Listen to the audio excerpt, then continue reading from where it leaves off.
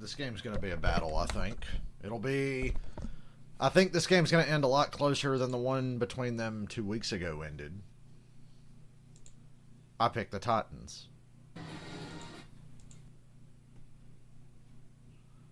Well, I didn't want to do that. Okay, it's in my watch history now. We should be ready to go.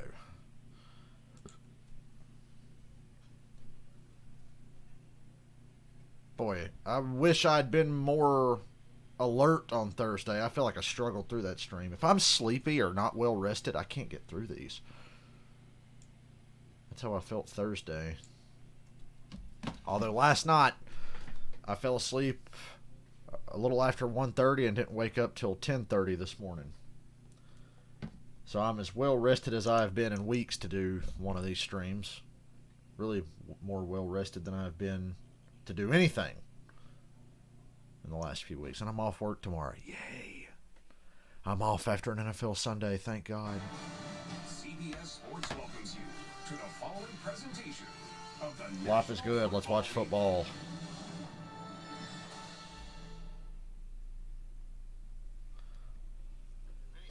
How's it sound out there?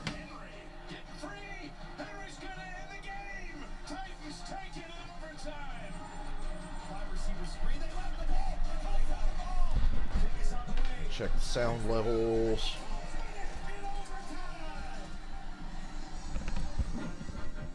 The winner of this game will be in sole possession of first place in the AFC South. They've been down Yep, first place in the AFC South on the line. Badass teams here. These are two of my favorite teams to watch right now because they play football the way you should play football. They might be the two toughest teams that are going to make the playoffs this year. Ray Norvez Jr. for the kickoff.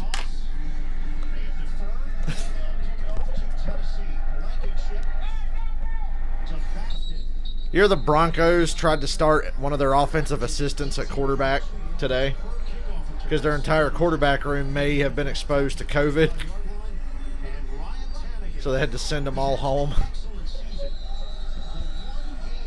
That's a story. And they got to go up against the Saints with their defensive line. Glad we're not watching that disaster. And I'm glad the two games I want to stream today just happen to be on in my local area.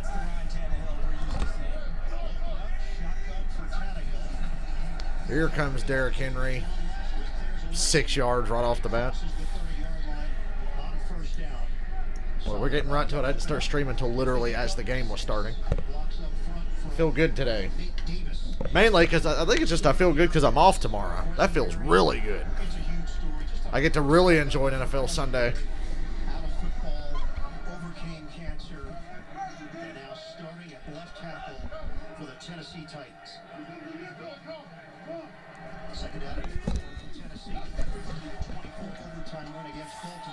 Wide open. One run to Derrick Henry and the next play's play action and it's wide open.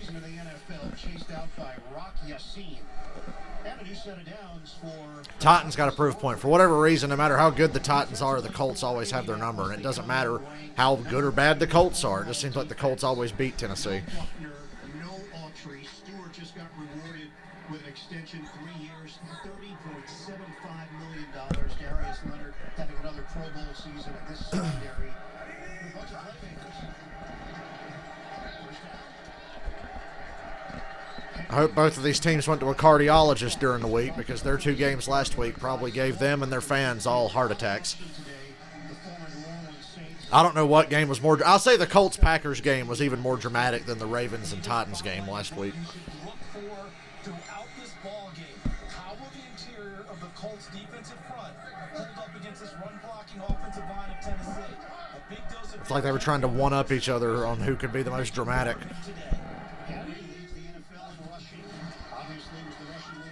Derrick Henry, ooh, big hole, first down. He was running not even half speed, it looked like, and he had a wide open hole. If he'd have hit that thing running, he could still be up. Watch this offensive line play. a nice gap for him to run through. Wow. How does that happen? Oh, he almost fumbled the handoff. That's kind of why he wasn't running full speed. 9-yard gain for Derrick Henry. Hey, the Falcons are playing the Raiders right now. Hey, who gives a fuck? Raiders are going to win. Henry, the sole tailback. Corey Davis will sit just off the line.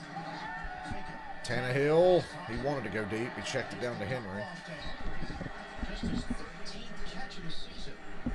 That's Henry's 13th catch of the season. Well, yeah, he's not much of a receiver. Coming into this game, Hey, Lori. 3 on 1 reception. That was the big reception, I believe, against Houston earlier this year, where they ended up winning in overtime with one of his walk-offs. So for better games today than we got on Thanksgiving. Phillip Rivers waiting. Steelers and Ravens are scheduled for Tuesday night now, I think. We've been on a hot streak. And then that's going to move the Ravens and Cowboys from Thursday to Sunday or something. Pitch it. What a stiff arm. Oh, Henry's already rolling. Across the 30-yard line, it's another first down. He got crushed at the end of the play, but he stiff-armed somebody there. Hurry up Henry to the perimeter. When you have your chance at Derrick Henry, you can't miss. And watch Taylor Stallworth, 76. What kind of tackle attempt was that? Derrick Henry on the replacement for Oof. DeForest Buckner. Because remember, they moved Grover Stewart over to Buckner's position. Stallworth Who threw that piece of paper at Derrick Henry?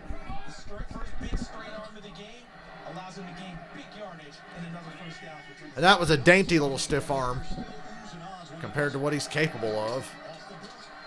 Catch is made by A.J. Brown, and he's chopped down just short of the 20-yard line. Brown was held to just 1 catch in the meeting 2 weeks ago. Titans got off to a good start 2 weeks ago when they played. Obviously, the game got out of hand way later. Hey, the Jets are on 4th and 36. I just saw that across the bottom of the screen. Only with the Jets, 4th and 36. Cardinals are at the Patriots 1 already. A lot of people had 2 upsets pegged today. They like the Patriots over the Cardinals and Jets over Dolphins. I disagree. I picked the Cardinals and the Dolphins. Swing over a fullback, Oh, my God, another running back for Tennessee. That's rare. trying to get to the first down line, could not. Who is the other running back for Tennessee? There to greet Jeremy McNichols. Opportunities for the See, I didn't even know. Boise State held to a 2-yard gain. Yeah, I heard about Valdez Scantling getting death threats. Don't shut your fucking mouth, Cookie. Indianapolis, and that's Arthur Smith, the offensive coordinator of Tennessee, looking at Listen to this. Now, guarantee on his play sheet, he's written 22, 22. Cat's just laying there screaming at me. Until Indianapolis shows Oh, this is some Mike McCarthy shit. Shotgun on 3rd and 1. I bet it's a run. Need to get to the It's either a run with Tannehill or a run with Henry. motion man. This is not a pat. Wow, he's going to pass. Tannehill looks to throw. Well, they got it. Finds the open man. It's You know, if anybody could get away with it, it's them. They had me sold that it was a run. Darius Leonard with the tackle. they were getting an early idea, Ian, of exactly what a powerhouse running back Had to does kick for the a damn defense cat out of here. She would stop meowing. What are you going to play out as a defense? Hey, the Falcons are punting already. You're going to bring your linebackers close to try and cut off any running angles. And on 3rd and 1, Jeff Swain, who's now caught 4 passes all season, slips into the secondary and picks up the first down. Titans in business. It's a screen. Good blocks. This is a touchdown. There it is. He doesn't even need all his blocks, but they blocked 2 out of 3, and I'm like, yep, one guy's not stopping Henry. He's rolling in for a touchdown, and there he is. Titans on the board first. This was essentially Hey, there's his 14th catch of the year. because they just swing it It goes in the books as a pass play, but that was a glorified run. 13. Looked like Corey Davis, 84, I believe, who was being thrown to the turf, engaging in a block. If you just toss it to him, you get guards pulling in front. In this case, it was wide receivers out in front. So the swing pass by Tannehill to Henry. We asked Henry about his preparation. He said, look, I watched the last game. I thought we left a lot of yards on the field.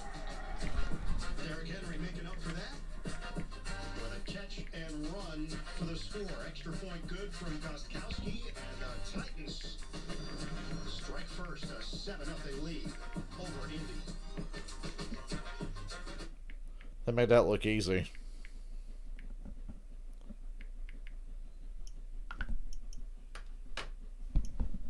Good grief, even the Packers made it look hard on themselves last week.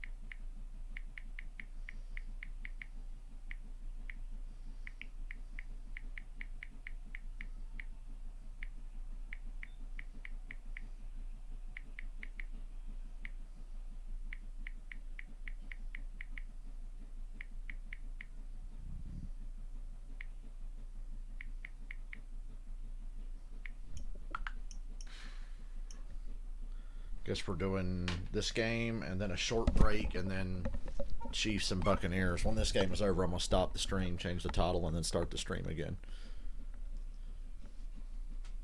Not going to bother with Packers and Bears. I am protesting all these primetime Chicago Bears games and Dallas Cowboys games. I'm tired of fucking watching both of them. They suck. Why do they get so many primetime games? Bears or Cowboys? It's always fucking, oh, what's on Monday Night Football? Oh, the Bears and Rams. What a thrilling game that was. Oh, the Bears and Vikings. Oh, what a thriller that was. Oh, look, the Bears are playing the Packers. Oh, God. It's like fucking enough already. Enough. That ballsy-ass play call on 4th and 1. I like how we can call it ballsy because it worked. But if that was the Cowboys and it didn't work, I'm like, you fucking idiots. But then again, Mike McCarthy and the Cowboys, they are stupid. But everybody in that building believed that there was a strong shot that Henry or Tannehill was going to keep that ball on 4th and 1. Third straight game where Tennessee has opened up with a touchdown. Longest streak for the team in 19 years. The Titans with a 7-0 lead on Indianapolis. Tannehill was 5 of 5 on the drive, 43 yards, and a touchdown pass to Henry. Gostkowski kicks it off. Traymon Smith is the deep man. This one's coming out to the 25-yard line. All right, CD's jump talk. What do you got? Okay, it's 4-receiver situation, but keep an eye on number 13, Cameron Batson, because he's going to be the blocker here, and you get blocks here and here before you get Derrick Henry on the swing. So normally on a toss sweep, you have pulling offensive linemen, guards and tackles. In this case, you get wide receivers. Block, block, block, and then Derrick Henry. Watch these guys out front. Corey Davis, 84. Derrick Henry is my running back. I'd love to block. Most wide receivers and shit bitch about blocking. How many interceptions will Phillip Rivers throw today? And what kind of running game will the Colts have? McGinn going up the gut for Naheem Hines. He's met there by Desmond King. Phillip Rivers has had quite a career against the Tennessee Titans. Obviously, Touchdown Buffalo. as a member of the Chargers, but played well in the meeting 2 weeks ago. Over 300 yards. Rivers, Touchdown Cardinals. popped up on the injury report. So out to Hines. First down Colts.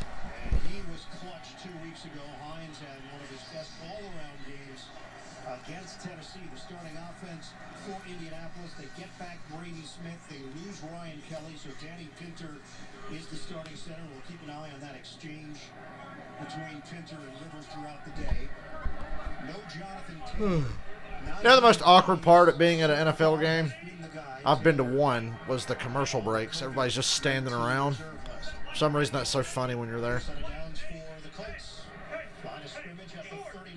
Hey, the Falcons forced the Raiders 3 and out and got the ball back. Good for them. They're trying. Touchdown Bengals. Oh, a kickoff return touchdown for the Bengals. Wow. Sticks his helmet in there and drives to the 43-yard line. Kevin Byard combining with Jack Crawford to bring down the running back after a 4th. Yo, Jack Crawford. Is that dude from Silence of the Lambs? Tennessee looking to get pressure on the quarterback. Oh, Jack That's Crawford. been a big key. Phillip Rivers has been pleased with I'm obsessed with that movie.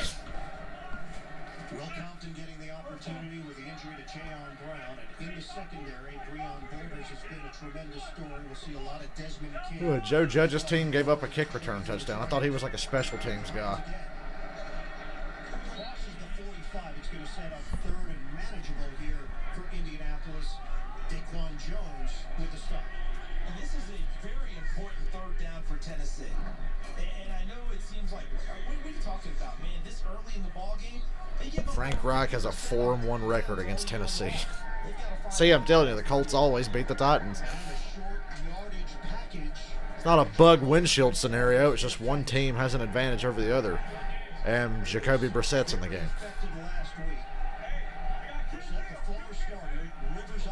How do you think Phillip Rivers feels about being pulled off the field for that shit?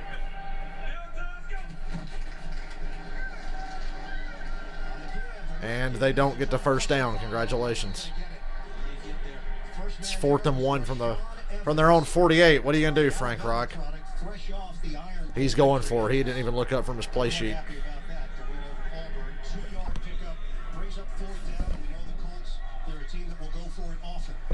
Makes sense with that fucking retarded play call that they're like, yeah, we'll just go for it on fourth. By the way, Frank Reich, still one of my favorite coaches, but it was a dumb decision. We'll see if this is a dumb decision. Brissett's still in the fucking game. He gets the first down. It was a bootleg, and he just ran for it. He was looking to throw, but he ran for the first. Now bring Rivers back in the game and get back on schedule, please. And you mentioned this package, short yardage, third down, Jacoby Brissett. He's not a blazer, but he's a very smart, intelligent runner. Doesn't have what he wants downfield throwing the football. So when he comes off the field, like I thought, well, Jacoby Brissett's still on the team. Might as well get what we can. Oh, if Andrew Luck didn't retire. This team would be so perfect for Andrew Luck. Ooh, big run here. Yeah. Down to the 30. Kevin Byard over there defensively. Jordan Wilkins, who is certainly getting more playing time than anybody anticipated before this season started. The injury to Marlon Mack and then Taylor becoming the starter. But we've seen a lot of Hines and Wilkins even when Taylor was healthy. Yeah, well, I mean, Wilkins had that big game at Detroit. Hines, you mentioned already, his big game at Tennessee. Both capable of running it and catching it. And how about the pace Indianapolis is playing with in answer to Tennessee's first drive for a touchdown? 21-yard reception for Wilkins. Stop and go run, and Wilkins dives ahead to the 26-yard line after the gain of 3. Evans collaborating with Kenny Vaccaro, who's back from a concussion. And let's go back to Indianapolis starting this drive. Tennessee went right downfield and scored and established a tempo of this game. I thought that Frank Reich saw that and tried to snap his team kind of out of a little bit of leverage. Playing faster, getting up on the line of scrimmage, going for it on fourth down, and now he's got him in scoring position. Second down and 7. Low snap. Rivers. God, there's some wide open pass plays here.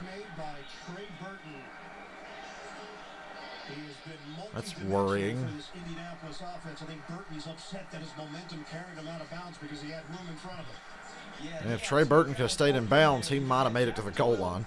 On the same plane, shorter, and Philip Rivers made the right decision and found Trey Burton deeper on the same eye level. And you're exactly right. Burton not quite sure where he was and went over the sideline after the catch. 12-yard catch for Burton. First down now at the 14-yard line of Tennessee. The Colts on the move. I should have kept going to the outside. Probably could have got more out of that. Armchair running back here. By a number of defenders for Tennessee. And if you go back to Philip Rivers' time with the Chargers, one of the things he always enjoyed was plus-size receivers. Remember those small forwards, power forwards he liked to throw to? Michael Pittman, the rookie, fits that bill perfectly. We have not seen him involved in the offense yet, but in this portion of the field, his size may come into play. He's matched up down here beyond borders. The nice story, 8th team in the league now with the Titans. He's matching up on Pittman. Colts had a lot of early game success earlier in the season, not as much later. Second and 7. Ooh, man, Rivers tried to throw an interception. Squeeze it in there to Pittman, who has really been a standout for the Colts the last few weeks. We asked Philip Rivers about Pittman. He said he's looked even more explosive of late. He turns the corner, he's strong, he's powerful, and he said it's definitely slowing down for him in his rookie season. And he catches it on those shallow cross routes that they like to throw. He's able to turn up field. All of a sudden he turns into Secretariat, moving it into the secondary. 12th play of the drive, 3rd and 7. He calls everybody that, Secretariat. Touchdown. Yep. That pass protection, Rivers was going to throw a dart. And that was Trey Burton. He just mossed Kevin Byard. Damn, you don't see Kevin Byard get beat that bad. That was just straight up one-on-one Burton going up over Kevin Byard. And Rivers threw a dart. Look at this. Woo! And Burton, another touchdown catch. Had one against Green Bay last week on a similar route. against one of the better safeties in the league, Kevin Byard. Well thrown, really nice catch. Rodrigo Blankenship. Right over the middle. Special teams player of the week had that 39-yard field goal in overtime to win it last week. And it's 7-7. It's right down the middle for the extra point. We are tied at 7. Oh, I love watching two good teams play each other. We had it rough on Thanksgiving with the two games we had to watch. Now it's dawning on you. Oh, these are two good coach teams with lots of talent and like playoff and Super Bowl aspirations.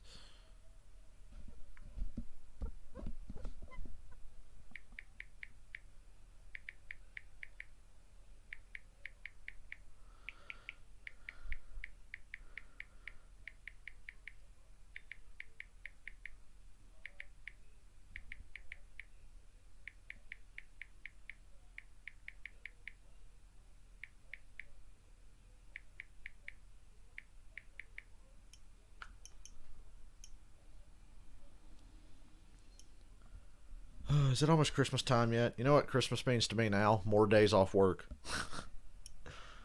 That's why I look forward to the holidays now. And this is a great time of year because it's cold, it might rain, it might snow, and oh yeah, we got Thanksgiving and Christmas, which means extra days off work.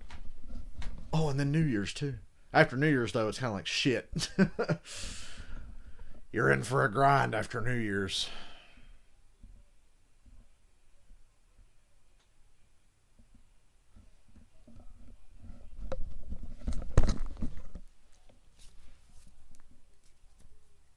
Wonder what's happening in the Panthers-Vikings game. Let me channel surf during commercial. Panthers-Vikings. Who gives a fuck? Vikings are up 7-0. Carolina 1st and 10 at the Minnesota, or at their own 49. Teddy Bridgewater's playing. Well, they did better without him last week. Then again, that was Detroit. Matt Patricia got fired after Thanksgiving. Remember, I said that during the Washington-Dallas stream. I was like, yeah, I bet Matt Patricia gets fired like today. He got fired yesterday, I think. Or was it Friday? I can't remember. The days are running together. I've been lazy. And loving every minute of it, by the way. I am loving being lazy this last week. I worked Monday, Tuesday, off Wednesday, Thursday, worked Friday, and now I'm off yesterday, today, and Monday. I think after that I'll be working again. But I'll be on one of my dad's jobs sometime this week. I enjoy his jobs much better. Because hopefully Jackass won't go with us. This is the week. This is the usual. Dale talks about his work, life, and schedule portion of the show. Got to have something to talk about during the commercials. Corona Extra. Find your beach. Well, these two offenses are clicking. I'm a little worried about Tennessee. There were two busted-ass coverages. Arguably three. On that drive, because that touchdown, it was literally just a safety behind Trey Burton in the end zone,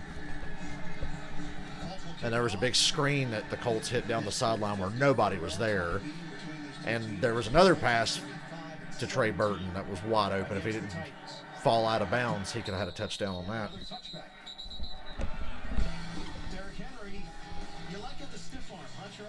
Oh, they're showing his nasty stiff arm on Josh Norman from earlier this year. Took down a guy your own size, Derrick Henry. Okay. Grover Stewart in their last meeting against Indianapolis. And today, his running mate, Taylor Stallworth. He gets a full dose of a straight arm. And they work at it. Mike Vrabel's got the helmet on his stick. The game audio loud enough in the background. On a straight arm up top. Guys coming at his legs. It's not an accident that it works so well. Ooh, pressure on Tannehill, but he gets to Henry. That was an inch away from being a sack.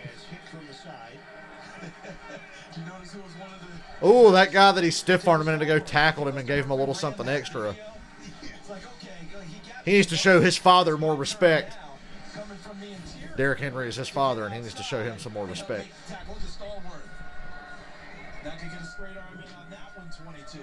Yeah, we asked Anthony Walker about trying to tackle Henry. He said, it's not a solo effort. It has to be collaborative. You have to get down low on him, and the term he used, populate to the ball.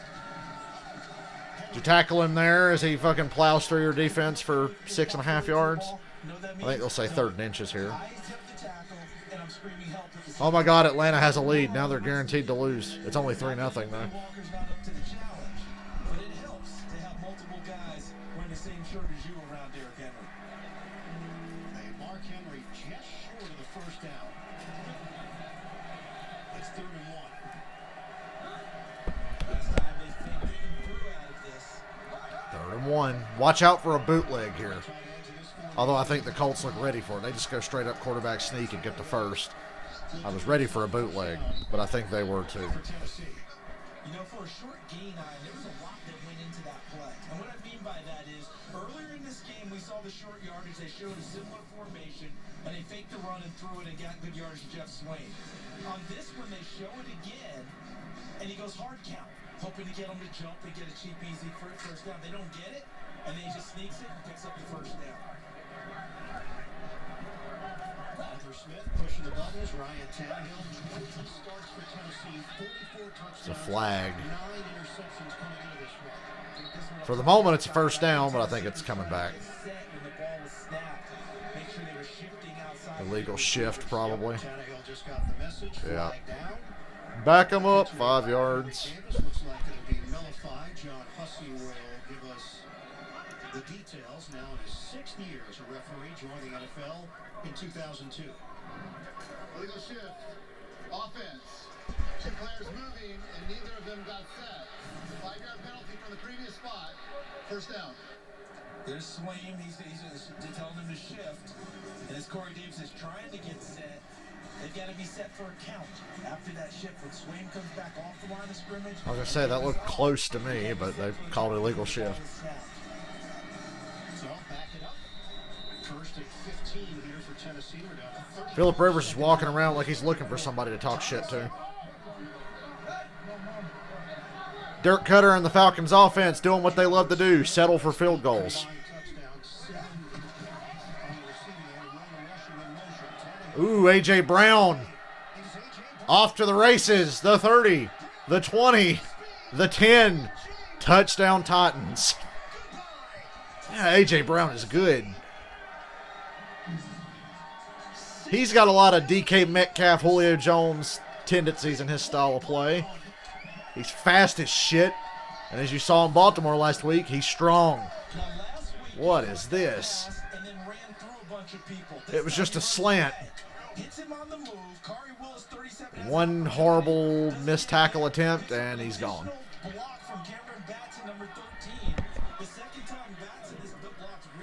Jesus. On their 2 touchdowns today.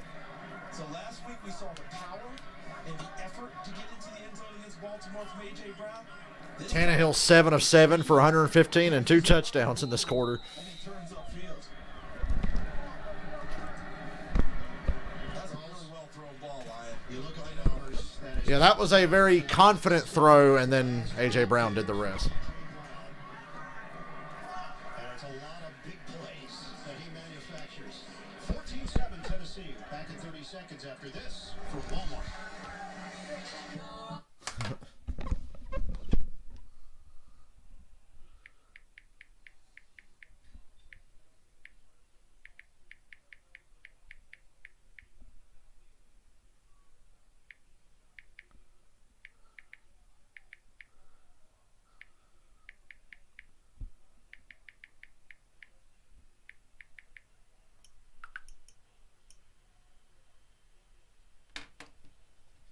Didn't think we'd see a play that easy given up today by either of these teams. Got a different feel than the first Titans-Colts game from 2 weeks ago. Defensively for most of this season. Tennessee was very unhappy with how they performed 2 weeks ago. All faces. Offensively. That offense is fucking humming right now. Defensively, and then special teams. Most receiving touchdowns in 25 career games. A.J. Brown has 16. He's 3rd on the list. 25 career games. Tennessee came to play. Not surprisingly either, because after what Bless whoever has to pull these random they stats. could have been in control of the division. Correct. Here's their opportunity to come back in and get the team that just beat them. You know, that quick turnaround to me benefits Tennessee more than Indianapolis, just because of the factor of we lost last time, we'll have a little extra juice in this one. So final seconds of this opening quarter. Colts will have it at the 25. Ryan Tannehill is 7 of 7 for 115 yards, 2 touchdowns. So watch AJ Brown. Oh, yeah, we get Tony Romo at 4:30 for Tampa and Kansas City. But what Ryan Tannehill does so well is he gets the For some reason, I was like, where's Romo for this? I remembered, oh, yeah, later's Kansas City and Tampa Bay. Hey, Janet. catching it on the run, and against that coverage, I was just remarking how much more fun this is to watch than watching the fucking Cowboys was on Thanksgiving when I was struggling to stay awake turn into the big hit. because I was not well rested. But today, I'm very well rested. Going on the move, pick up the extra block. And the Colts and Titans are infinitely better than Dallas or Washington.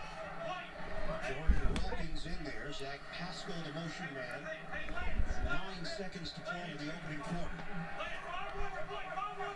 I mean, here's the audio on the field louder than the announcers in the booth. Because Phillip Rivers sounded louder than Cut up the guys in the booth just now. spun down. That's going to be the final play of this first. We need to, like, clone Tony Romo or have him Skype in and do every game. It's like, Tony, you're going to be in the booth for, like, 9 hours today. We got 3 games. He's like, okay, here we go, Jim. Can't do a Romo impression other than when he says that. What do you think here, Jim? I'm working on that Tony Romo. It's like Frank Caliendo says, you got to work on those impressions. I'm working on my Tony Romo. I just got to find something that he says that I can imitate, and then it'll just fucking go from there. Oh, Jim. He's always like, oh, Jim, here we go.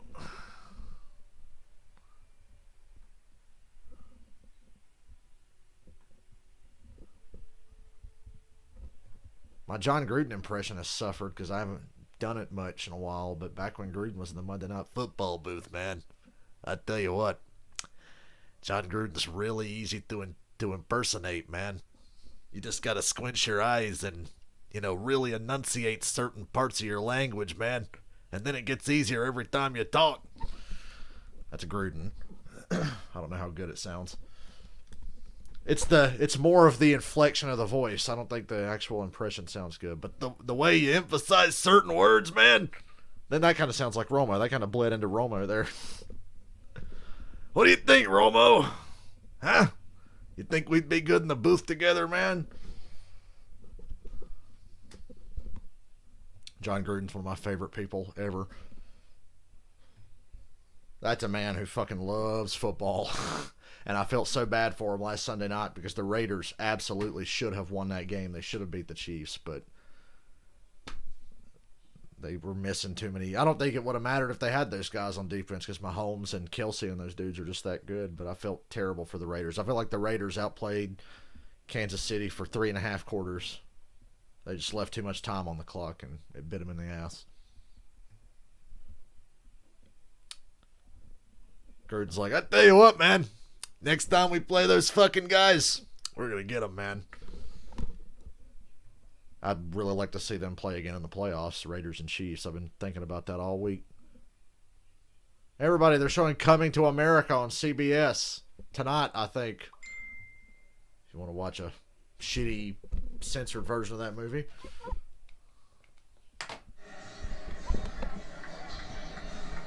Welcome back to Lucas Oil Stadium. A lot of banners hanging in the ceiling at Lucas Oil Stadium. Where are the ones for all their losses to the Patriots? Last time you we were here was Chamber of Commerce Day. It was. That roof was open. It was 70-plus degrees. Right now, the Colts is trying to keep pace with Tennessee Titans. 2 possessions, 2 touchdowns. Indianapolis with a touchdown. Rivers to Burton through the air. 2nd possession for the Colts. Knock on wood if you're with me, man. Behind to the backfield. Rivers. Woo! Trey Burton again. What a throw and a really good catch. Who did he go up on that time? It wasn't Kevin Byard. Of course, won the Super Bowl with Philadelphia.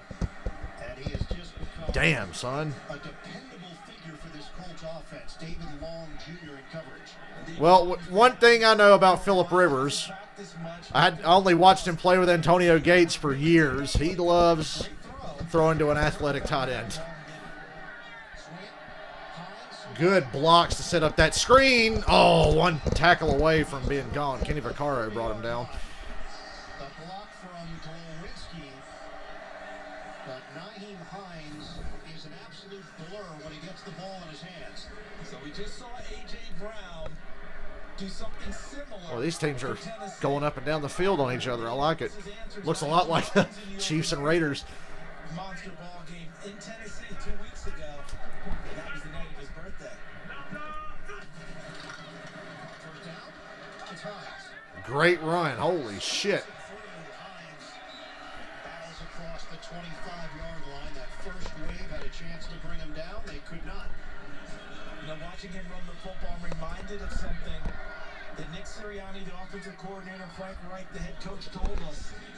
Naheem Hines looks like a third down back, but he has the capability of running the football inside. And we'll use him in that fashion, and they just did it there. Picks up 10 yards. Sirianni in his third year with the Colts, his 12th year in the NFL. Fake it. Rivers steps up. Another wide open receiver across the middle getting to the outside. That's like the fourth time today. With ease. Another first down for Indianapolis. Outside the numbers, there's a lot of green grass right now for the Colts. I don't know what the Titans are doing wrong.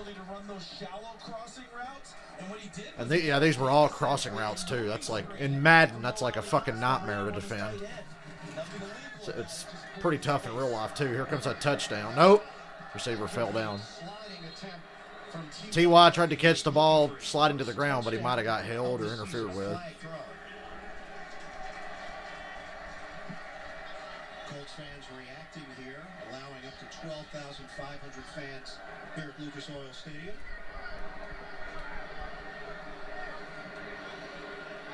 That's interference. Oh, man. It's in the end zone. Number 31. The foul put in the end zone. First and goal at the 1 for the Colts. Automatic first down. Kevin Byard, he's having a bad day so far. He'll make a play or two, I have a feeling. Rivers going to give him plenty of chances to make plays today. It just kind of stays on him a little bit. Almost embraced him a little. And that's what A little bit of a light hug there in the end zone, that was. And Jacoby Brissett's in the game. And Brissett's, no, did not get in. Okay, that ref says he's in. I don't know if he was. Give it to him. Touchdown, Indianapolis. Touchdown, I suppose. Jacoby Brissett. That ref did have a better look at it than me. Titans thought they had him stopped. I thought they had him stopped as well. Mark Lewinsky, 64. I think he just got that ball across, and even if you review it, it's not getting overturned. So, Find just touchdown. enough space, and then Brissett at nearly 240 pounds uses that And damn near got him down. I think it just got across the find goal line. football Getting to the end zone. They're going to take a look. I see Rashawn Evans fighting him there. And what Tom You can't see the ball. It stands. was the football hitting the goal line in terms of the imaginary plane. And that's why he signaled touchdown. So afterwards, Either that or he's a big Colts fan. Words because when Simmons fell on top of Brissett, he was talking. Touchdown. You know, they said 2 weeks ago before the Colts and Titans played, there's not a lot of bad blood in this rivalry. These teams have great respect for one another. And Mike Vrabel and Frank Reich are good friends. And it's sort of a healthy rivalry. Well, I'm seeing a lot of, shit talking and shoving today. And a little extra on plays at the end of plays. I think that's more the Titans than the Colts, though. The Titans are a feisty little bunch of shitheads. I love them, though. You saw that with the Baltimore Ravens a week ago. They were ready to fight before the game with the Ravens. Takes it in for Frank Reich and company. Wow, 14-14. We're not even halfway through the second quarter. I got my Fresh Prince of Bel-Air box set yesterday. I've watched like half the first season. First time in my life I get to watch the Fresh Prince without commercials and not at 2 o'clock in the morning. And without it being interrupted by an occasional episode of the George Lopez show. So it's very nice. My Friday the 13th box set will be here, let me think, Wednesday it said, but it might get there the day before. That's awesome. I can't wait to actually watch those movies in order again.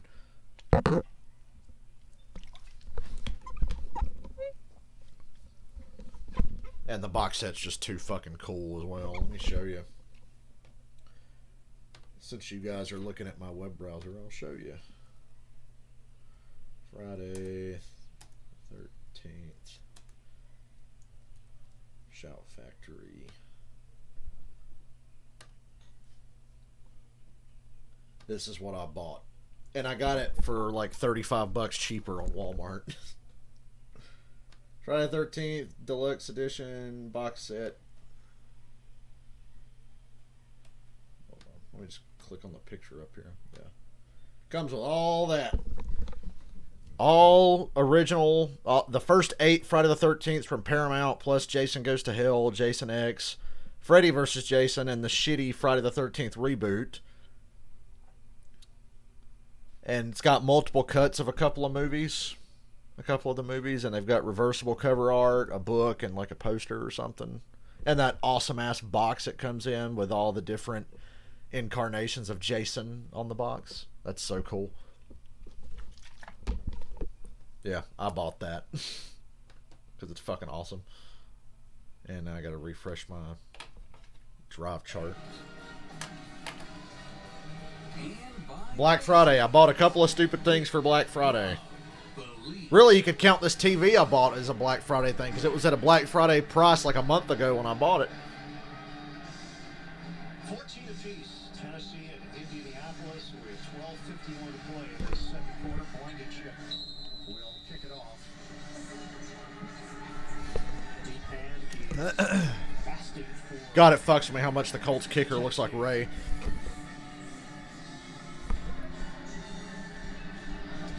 Notice me, Ray. You're one of my heroes. And another touchback. Love this shot right here. Look at Frank Reich with his arm around Jacoby Brissett. And you know he had to give him the bad news in the offseason that Phil Rivers was coming to town and he would no longer be the starter.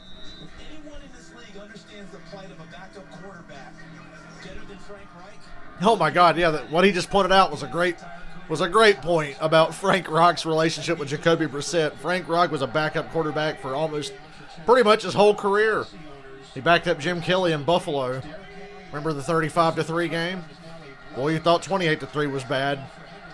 Wow, Henry just walks to a first down for like 11 yards. 35-yard line for a first down run. Well, Henry just gets better as the season goes on. In November, in December. He wears out a defense over the course of a game. He wears out a defense over the course of a season. Give him credit for his conditioning. In order to do that, you have to be in prime shape, right? But I'm just telling you, 250 pounds hurts. When you try and tackle that man time after time, and when it's cold out as well, advantage Derrick Henry. It's not cold out. We're in a dome. But I see his point.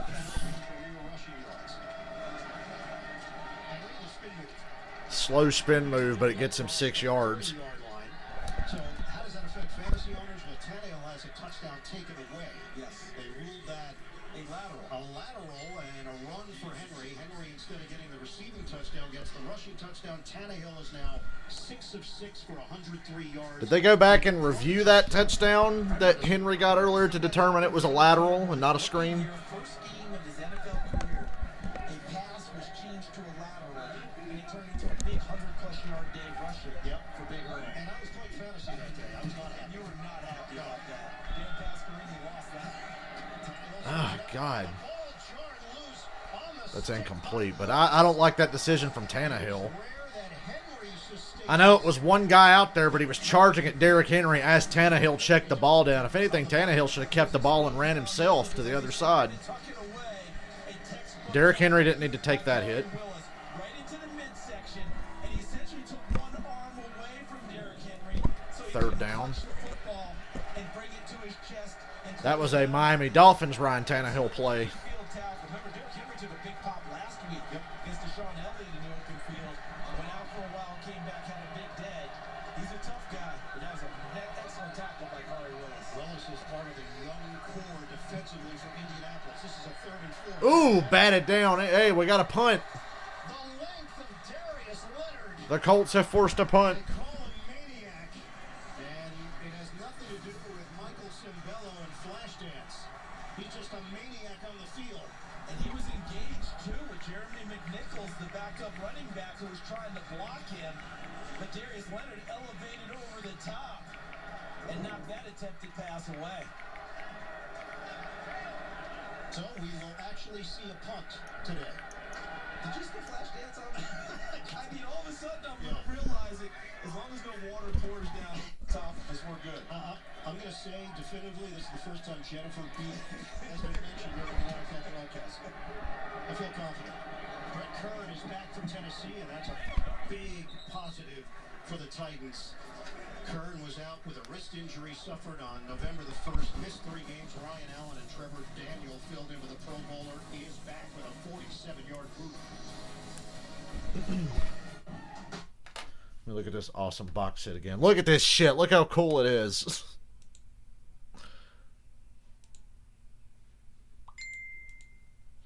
Yeah, that's fucking dope. Oh, and they've got all the cover art for all the movies. Boy, Jason Goes to Hell is the worst fucking Friday the 13th movie. Wonder if I could have like emailed him and be like, hey, can I get like 20 or 30 bucks off? Because I don't want Jason Goes to Hell or Jason X. You can take them out of the set. I don't want them.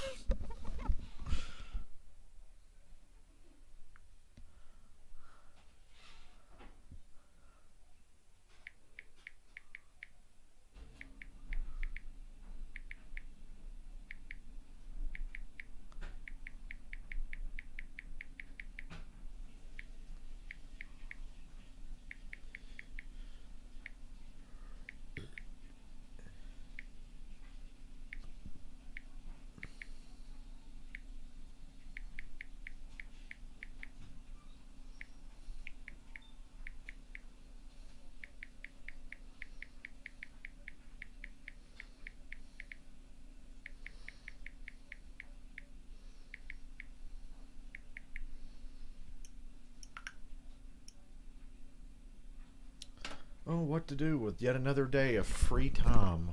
I got to work out tonight. I worked out a lot this week because obviously I was home a lot. Didn't work out last night because I was just too damn tired and I needed like a proper rest because I haven't rested per se in quite some time because it's either working or when I'm off work I'm going to work out really hard. So I just needed a night to chill out. And I was like, you know what? I'll probably be off Monday. I can work out tonight. After or during the Packers-Bears game because we're not streaming Packers-Bears. No, if it's a shit game, I'll be riding the bike during the game. Maybe watch the Fresh Prince. I get through like 4 episodes of the Fresh Prince in a workout.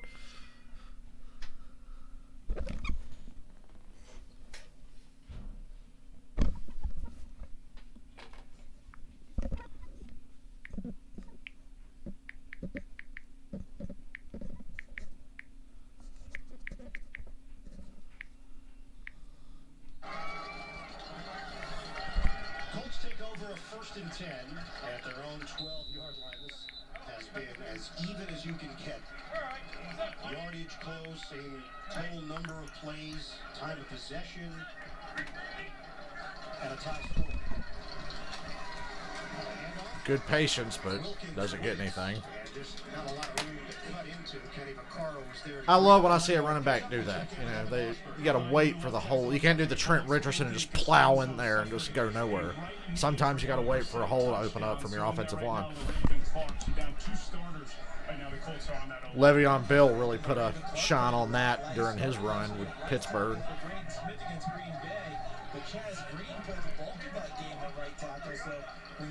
Colts have 11 run plays and 8 pass plays. Man, I love Frank Reich. That's my dude.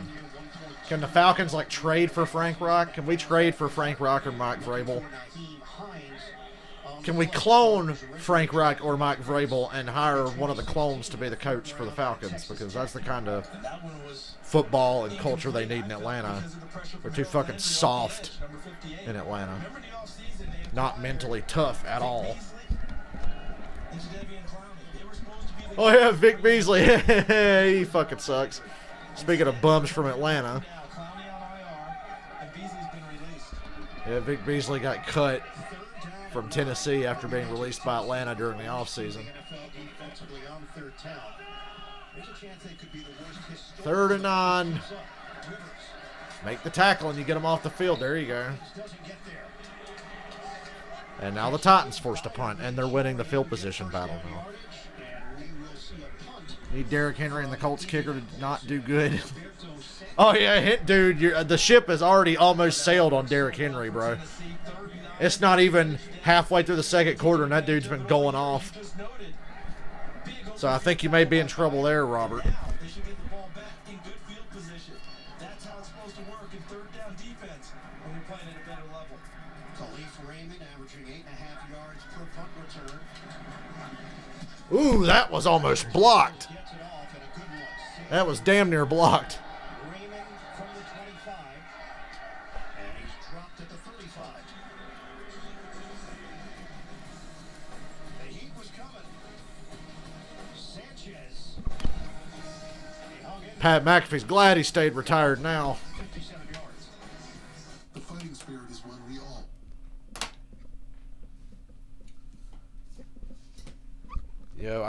Now that I bought this Fresh Prince of Bel-Air box set, like I said, and it makes me want to buy like every show I've ever loved and just have the whole fucking series on DVD.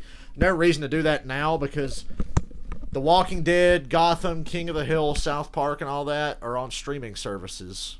And I have every streaming service thanks to some really nice people I know that let me fucking freeload on theirs. But the Fresh Prince has never been on a streaming service. And I'm just glad I randomly thought the other day, you know what would be really nice to have? Fresh Prince on DVD. Because usually when I have money to burn, or I can spend a little money and not worry about it, I always forget about every possible thing I could have ever wanted to buy. So I'm glad it just dawned on me that, like, oh, I should get that Fresh Prince box set. Feel like I'm 11 years old again. That was what my summers used to be. Like, you know, you'd have summer off from school, and I'd stay up late at night, and I was either playing GTA, San Andreas, or whatever on my PS2, or I was sitting in bed watching The Fresh Prince. And it was always just The Fresh Prince. I didn't care for that other shit they showed on Nick at Night. I didn't care about fucking George Lopez. Matter of fact, I really hate George Lopez. That's one of the most unfunny sons of bitches I've ever seen. He got thrown, well, he didn't get thrown off the Kiss Cruise, but I'm sure he won't be invited back after the way he acted. Fucking clown.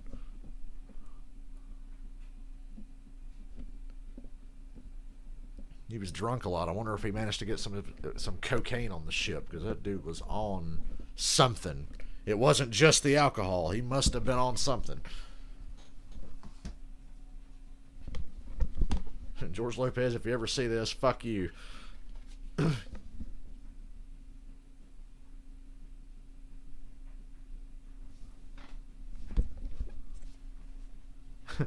Kiss Trivia World Champion tells George Lopez after seeing him on the Kiss Cruise, fuck you. I think as Kiss Trivia World Champion, I have the authority to make such claims. Coming to America. Aren't they making a sequel to Coming to America? Jeff would know.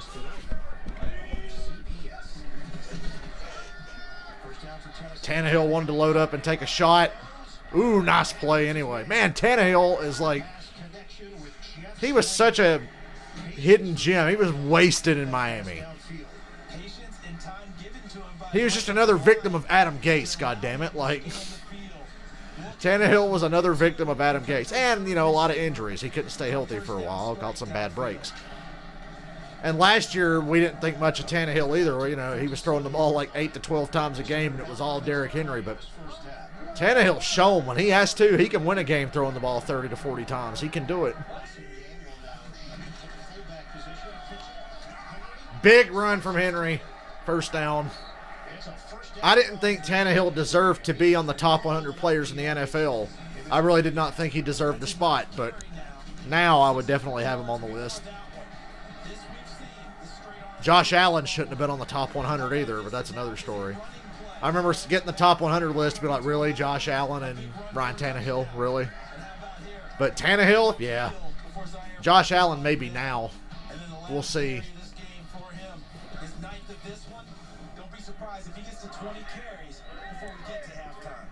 9 rushes, 74 yards, and a touchdown. Robert, you're in trouble. And here he comes again for about 4. Leonard said this week that he and Henry text throughout the week. They've developed a close friendship and a high respect level on both sides. And they're basically similar sizes. They can relate to one another. It's just distributed a little differently. But when you look at Henry and you see the franchise lineage, don't you? Earl Campbell to Eddie George to Derrick Henry. Same kind of play, and it was going to get Henry blown up again. Good thing he dropped it. If I was Henry, I'd have dropped that shit on purpose and be like, don't you ever throw that fucking pass to me again. But it was batted down.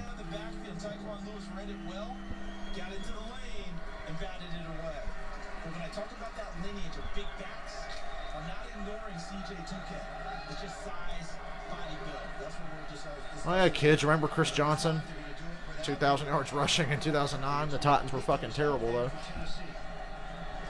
That was the year they got blown out like 50 or 60 to nothing by New England. It was like 59 to nothing. Tannehill, ooh. Gonna get a first down, though. It was overthrown, but it might have looked like it was overthrown because the guy got interfered with.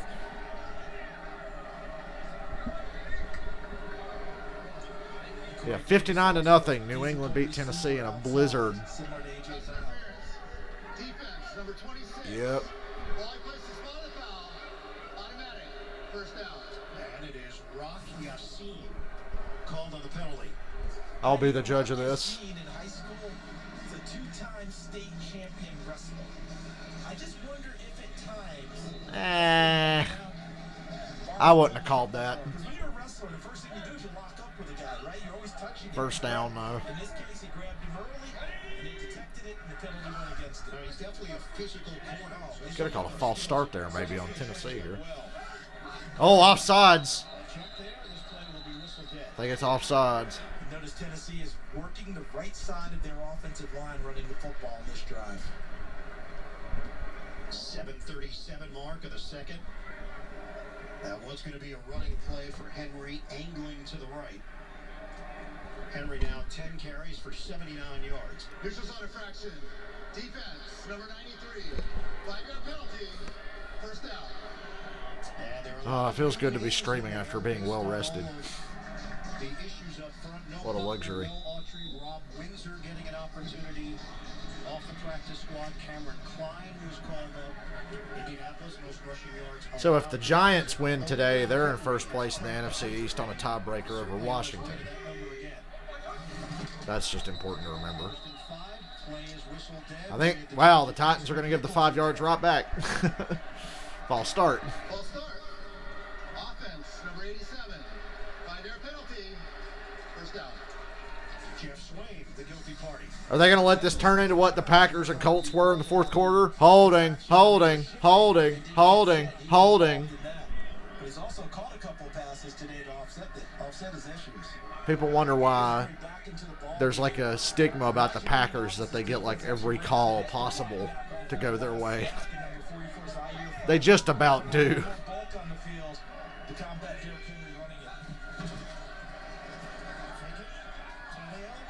Wide open Davis.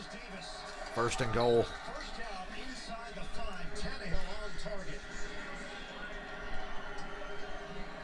When Derrick Henry gets a play fake on him, if you're the defense, where are you going? Watch everyone dive forward because of the play fake for Derrick Henry.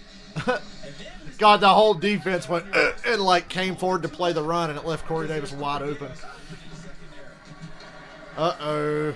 For Robert's sake, don't let Derrick Henry score. There you go. And push backwards, forward progress will get him a yard or so. It's going to be second and goal here for Tennessee. And then Tennessee sending in an extra offensive lineman, Aaron Brewer, number 62, as an extra blocker. He's reporting ineligible. He started at guard last week with the injury to Roger Saffold and proving himself nicely against the Ravens. He's the rookie out of Texas State. The Titans offense this season in goal-to-go situations, best touchdown percentage in the NFL, 91%. Dennis Kelly shifted over to left tackle. 6 offensive linemen. Play action again. Had to throw it away. Good job by Tannehill to not get rattled. I mean, he eluded a little pressure and stood in the pocket and just waited, but nobody got open. Oh, you got Mahomes and Tyreek later? Okay. Well, it depends, Robert, on what version of the Buccaneers show up today. What version of Tampa Bay will we get today?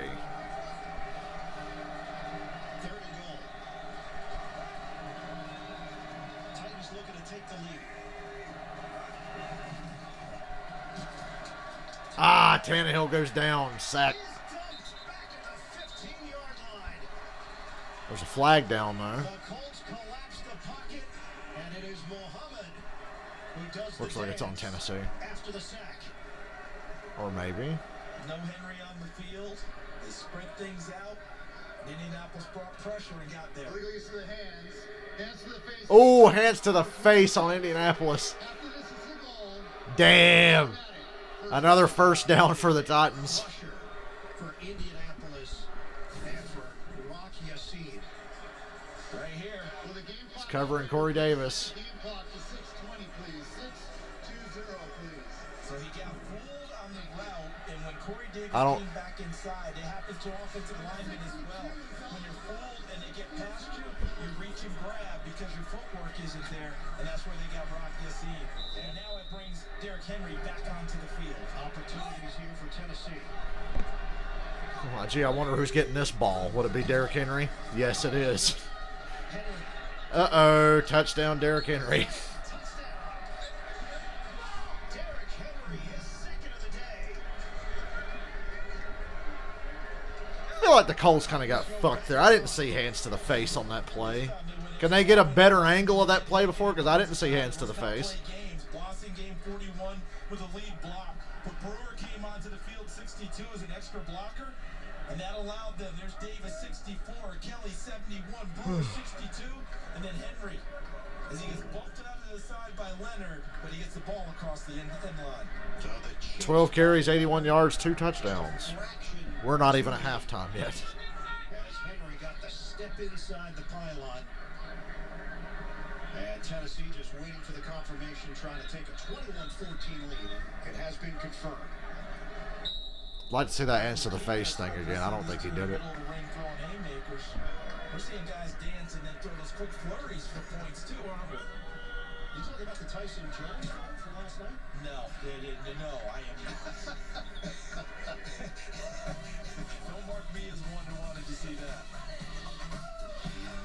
Another one for Derrick Henry. The Titans lead by a touchdown. Oh, well.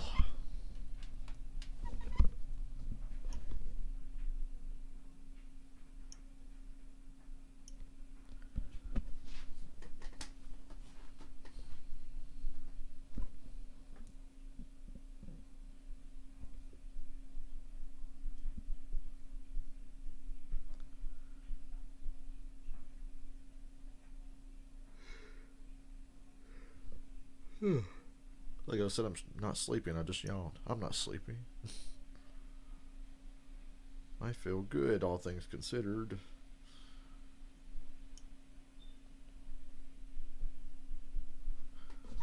My friend Cole's doing his best to try to help me find a PS5. We've had a couple of near misses, but nothing has come to fruition yet.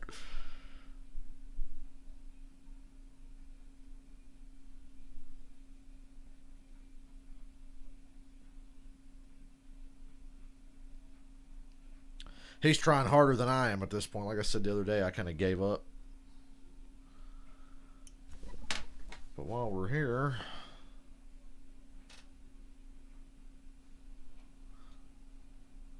oh man, he had Watson and Fuller. They went off on Thanksgiving. Sony, you got the queue up? No, they don't. I always check Sony Direct occasionally to see if they've snuck in a few more PS5s. I'm supposed to get emailed when they do, but they've never fucking emailed me. Because I signed up and everything to be a part of that.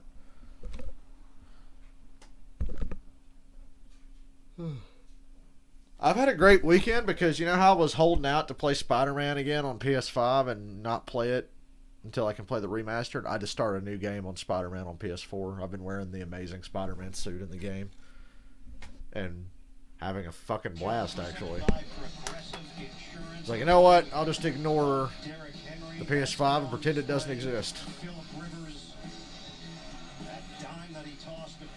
So, Robert, you're staging a great fantasy season comeback with only a couple of weeks to go in the season. Tennessee leading Indianapolis.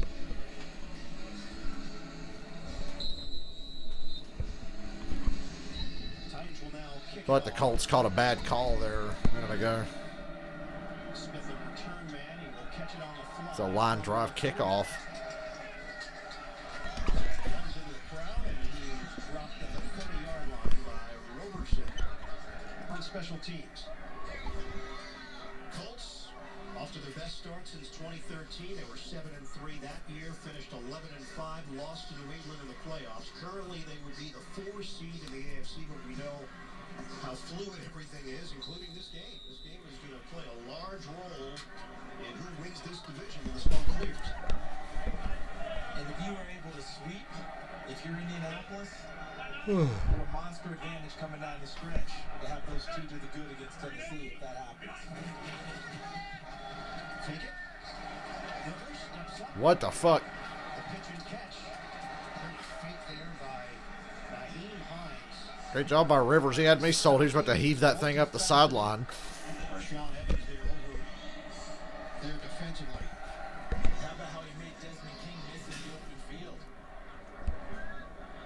But as he finishes it, there's Rashawn Evans, as you're talking about, coming across, almost popped the ball free. Tennessee is plus 10 in turnover differential this season. Number 2 in the league. Plus 10 with Phillip Rivers having some of the games he had in the middle of the year. That's pretty good. Set it Oh, out. Rivers. Rivers got crunched. Nobody else. Tossed it in the direction of Trey Burton. He'll feel that one tomorrow. Took a hit on the play. Yeah, the hole open, and T.R. Tart, who's recently been activated out of Florida International, an undrafted free agent. He took full advantage, full steam ahead at Phillip Rivers and dumped him.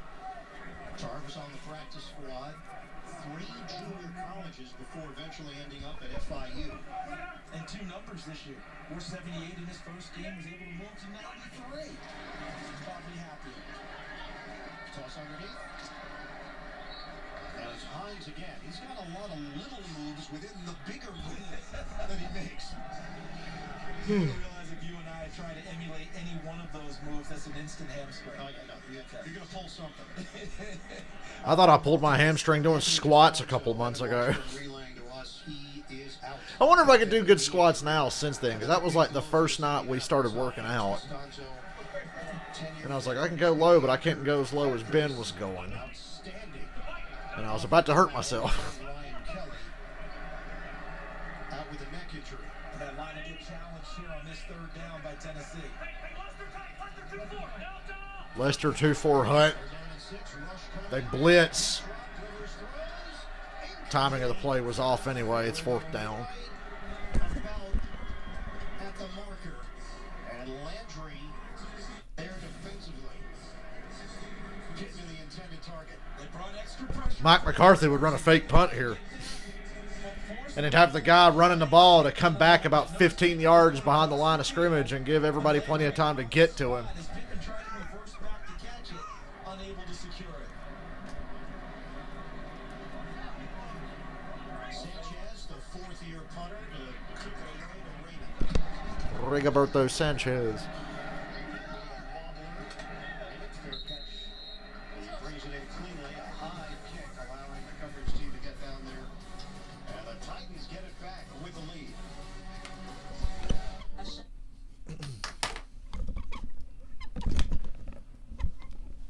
Boy, it's not good for the Falcons. They're in a close game, but offense playing like shit again, which is really disappointing because it's their offense. A lot of it's dirt cutter, a little bit of O-line. Matt Ryan has concrete for fucking shoes, I think.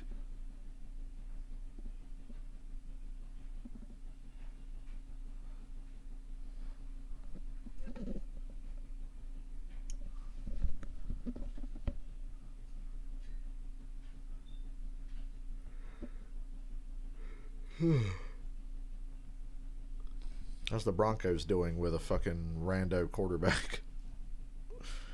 That's quite a story this week. Cole Beasley threw a touchdown for Buffalo. I did not misspeak. Cole Beasley threw a touchdown.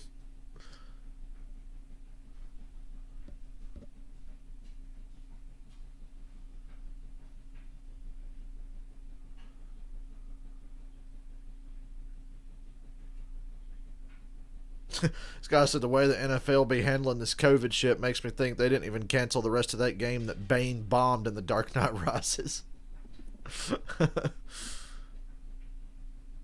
Too much money at stake.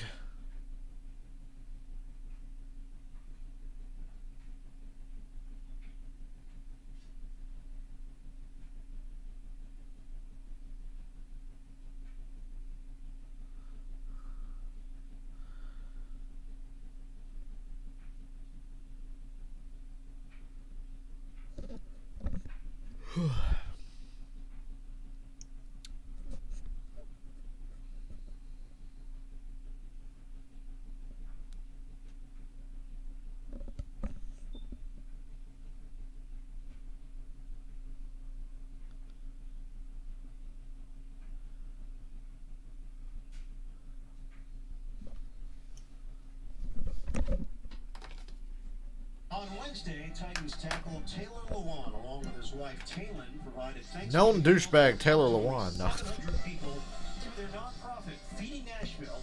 That organization helps pair restaurant employees in need of work due to COVID-19 with those who need meals most in the Nashville community. So we hope that Taylor's doing okay from that torn ACL against Houston in week 6.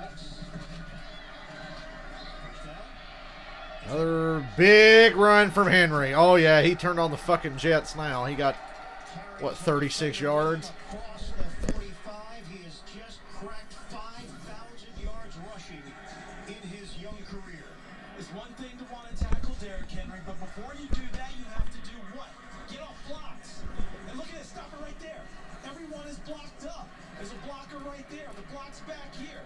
That means he's got vision and space for him to go ahead and make his next move. So if you want to tackle Derrick Henry, you got to defeat blockers first. And right now, the Tennessee offensive front, they're winning that battle. And here he comes again. 8 yards. Right now, the offensive coordinator, I'm looking at my play sheet, and all I see are runs to Derrick Henry. Boy, there is no resistance to the run game today from the Colts defense. They are not even coming close to stopping them. Not a single, run for no gain or, tackle for a loss. No, none of that. It's 5 yards or more every carry. 14 carries, 120 yards, 2 touchdowns in the first half for Derrick Henry. Tennessee is chewing up Indianapolis on first down. And now the other running back just got him a first down. Grover Stewart there to meet Deontay Foreman, the former Houston Texan. And Foreman gets the rear touch. So, Derrick Henry, just his 5th year in the NFL, he has cracked 5,000 yards. 3 straight 1,000-yard seasons. 7th 100-yard game of the season for Henry.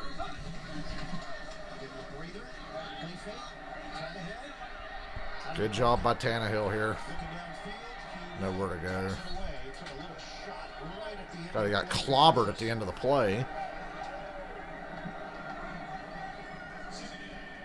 My God, King, it was a slobber knocker. He's outside of the pocket and smartly gets rid of the football to save the loss of yardage on the run. Willis just a little tap there on the sideline. And Honestly, I think you could have called that for a late hit. But you notice that when they gave Henry a breather on this drive, they went to Dante Foreman instead of Jeremy McNichols. Foreman is just a minier version of Henry and how he runs the football. Both of them sledgehammers. Deontay Foreman still in there. 2nd and 10. Pitch it to him. Damn, this O-line's still, well, they're not doing good now. As soon as I compliment the O-line, they get called for holding. 50-yard line. can sense this one's coming back.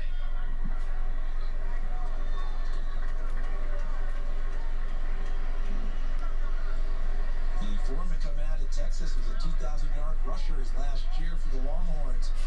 So he's no slouch carrying the football. Yeah, won the Doak Walker Award in 2016. Holding. Defense number 90. That 5-yard penalty will Oh, they called holding on Indianapolis. automatic. First down. It is Grover Stewart called on defensive. Okay. And Tennessee will have the ball at the 25. And 2-minute warning of the half. And he shifted into DeForest Buckner's Starting to get away from the Colts a little bit here, especially if the Titans score. Game, and then Taylor Stallworth moved up into his spot. But so far, tough sledding. We've hit the 2-minute warning here in Indy. 21-14 Titans. Dominant. Let me see what's going on the other channel. So when we saw Panthers, Vikings. What's going on here? I asked him, Little entertainment during the commercial. wherever coach puts me, I'm going to make plays. And those Tied at 7 with 34 seconds to go in the half, and the Vikings have the ball. 2nd and 10 at the Carolina 41. So the Vikings should get some points here before the half. Vikings Panthers. I was at this game a couple of years ago. Kyle Rudolph, gain of 11. They're in field goal range now. No huddle to spike the ball, Kirk. Now in coverage on the best tight end for the Vikings. They go hurry up, spike it, 16 seconds left, and they save their timeout. They still have one timeout remaining. They are in field goal range. And it was interesting when talking with Kirk Cousins how he mentioned, this defense for Carolina, they don't get a lot of hype like other defenses, but they do. I think Ravens and Steelers will happen sometime this week. He's a rookie and you don't really hear much about him, but when you watch the film, Sometime this week. over the place. Can't remember if it's Monday or Tuesday. Isn't it? Probably Tuesday now. Back in the middle of the field, he does everything for this Panthers defense. One of 4 rookie starters. The Carolina Steelers got fucked again by another team getting COVID. False start on Minnesota there. Go ahead and flip back to this, see if it's back on. Amazon Web Services. AWS is how. They gotta be just about to come back on. Number 12. 5-yard penalty. Remains second down. That's on Chad Beebe. Yeah, those hard count. They're now 1 out of 3. Tuesday at 8. We might stream that. But I don't know. I don't have high expectations for that game. I feel like Baltimore's about to get their shit kicked in. Trying to use this hard count. Because they're not going to have anybody. As opposed to the Panthers. Now second down at 15, 16 seconds remaining. As Cousins taking the shot. Touchdown. No, dropped, but wow, he's looking for a flag and he didn't get it. I thought that was a touchdown, but he dropped it. All right, back to Colts and Titans.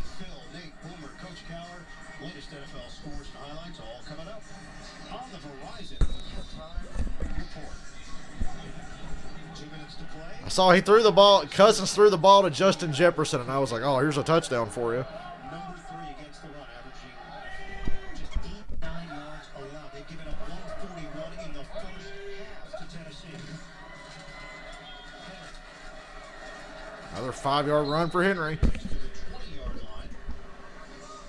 Brought down by Taylor Stallworth and Darius Leonard. Timeout taken, 2 remaining for the Colts. We'll be back in 30 seconds after this.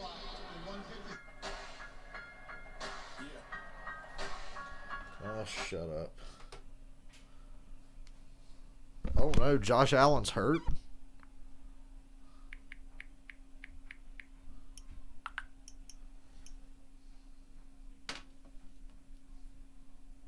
My uncle just messaged me and told me Josh Allen's got an ankle injury.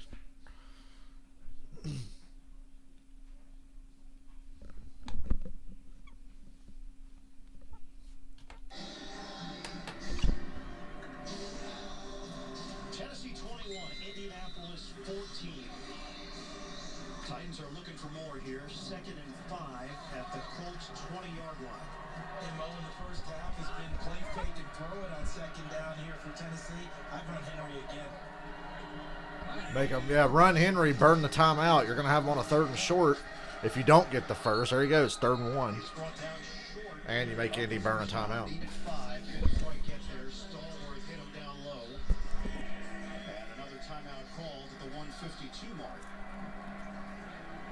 you're Tennessee, the way you're running the football, you keep getting a liberal dose of number 22 with those big blockers in front.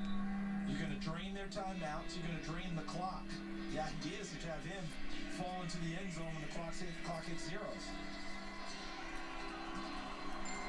And there's so much rotation going on, Ian, with the defensive front of Indianapolis. You mentioned it earlier with the loss of Buckner, the loss of Danico Autry, all the extra guys that come in. Run Henry again. It's 3rd and 1. They're in a wildcat formation.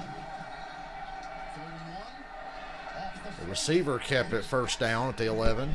For the first down. So short yardage package for Indianapolis. Tennessee counters with its own short yardage package. Earlier this year, Indianapolis used Trey Burton in that short yardage. Then they went back to Jacoby Brissett. Now we're seeing Tennessee, as you noted. Okay, we see your packages. We have 1, 2. Johnny Smith, 81. Corey Davis, 84. Both blocked up on defenders and created enough gap there for Cameron Batsey, who in the open field will flat out fly. 4.32 40 speed. Colts have used their final timeout. We have 1:46 left on the clock.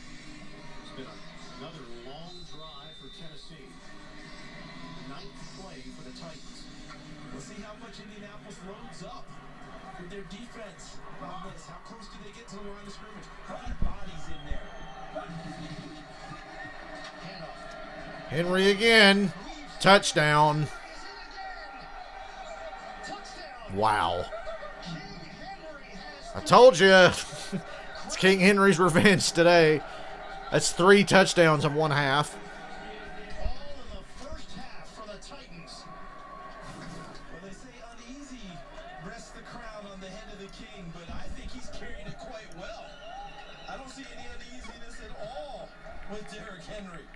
And part of the reason, look at the blocking. Look at Blasingame, 41 meeting Zaire Franklin.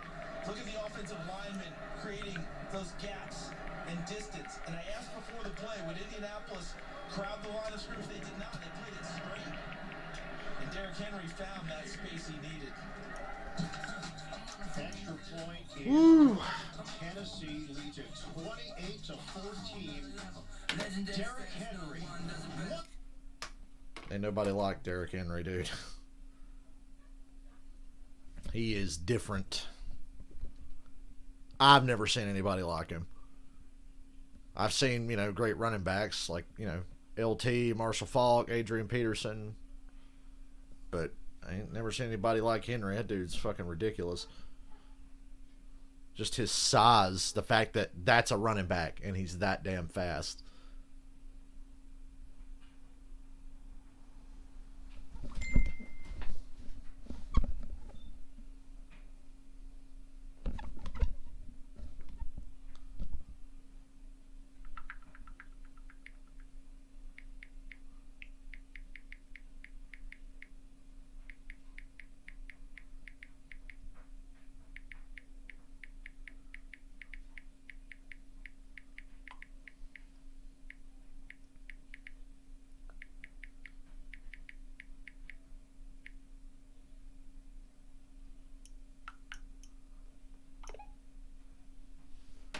Bad enough he's getting the yards, but he's getting to finish off these drives with the touchdowns too.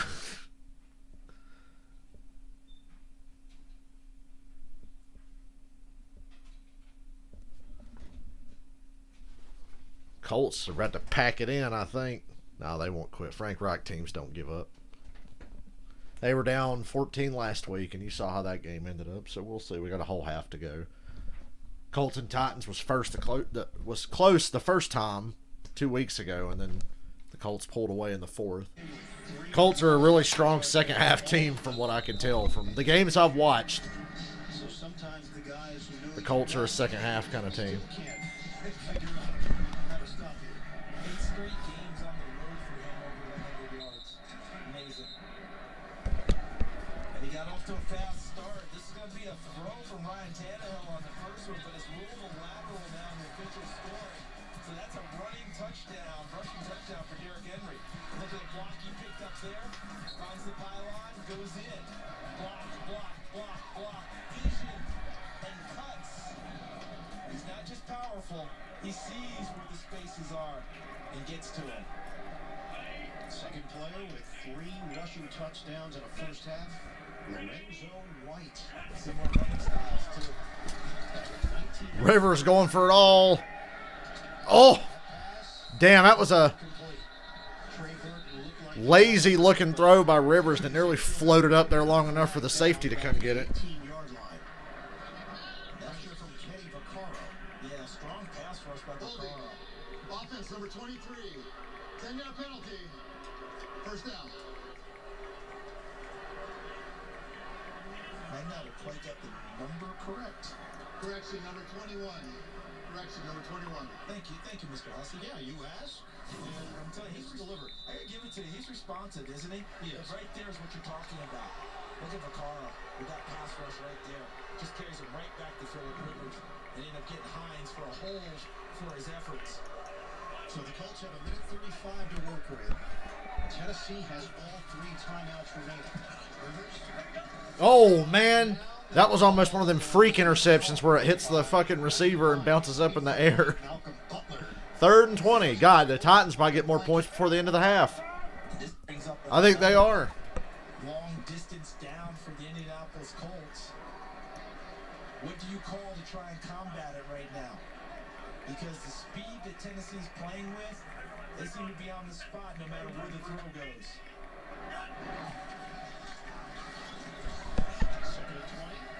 Oh, fuck. Damn near picked.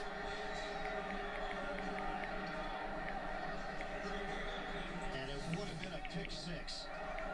And don't think he wasn't thinking it as he broke on the football. He saw how the space. And unfortunately, Philip Rivers hit him right between the 3 and the 9. And again, look at the sideline reaction. So the old joke about defensive backs or receivers who can't catch, you're on board is up to hear that in film. Rivers underneath. And the quick hit. After the catch was made by Harris. He took a shot from David Long Jr. Take a listen. God, Rivers right on cue to start slinging it around. He should have thrown 2 interceptions there. That one was going to be a pick 6. Oh, brutal. Tyler Lockett. Oh, yeah, the Seahawks play tomorrow night against Philadelphia. Titans happen to have David Long back. He has shown flashes for them. In just his second year from West Virginia. Hey, I might get a break between games because if this game gets out of hand, I'm getting the fuck off here before Tampa and Kansas City start. Raymond return man at the 36-yard line. Well, the Titans are just playing a monster half of football. And they're going to have the ball here with like a minute and 10 and a couple of timeouts. And good field position. 29-yard line has some room. Touchdown Falcons. Excellent field position here for Tennessee. They have a 10-point lead over the Raiders at the 2-minute warning of the first half. 2 weeks after the 2 teams played, so the familiarity level and even the preparation levels, talking to everybody involved, they say, well, cut down on our film work. It's only one game really to watch since then. Mike Vrabel Also lets yourself scout some too, doesn't it? What worked last time, what didn't, how do we dress it up differently? Personal foul. Was kicking team number 49. It's on the Colts. Throwing a punch. Oh, Number 49 is disqualified from the game. there was a punch thrown. 15-yard penalty will be enforced on the succeeding spot. Automatic first down. and it's Matthew Where did this Adams. happen? So here it is on the backside. He's frustrated because he can't get downfield. And threw a punch at Dezubnar. So that was essentially 49 on 49 crime. It was. And one has been ejected. The Colts version. The Titans version is smiling. Nick Dezubnar. Matthew Adams, special teamer in his 3rd year from Houston. His day is done. That comes down to poise. That comes down to frustration here in this first half. Because right now, Tennessee clearly with the upper hand. I mean, he couldn't even get downfield. That frustrated with no end. Titans are going to have the ball across midfield. They're already in Indianapolis territory. Minute and 11, 2 timeouts. He's going to have it at the 44 of the Colts with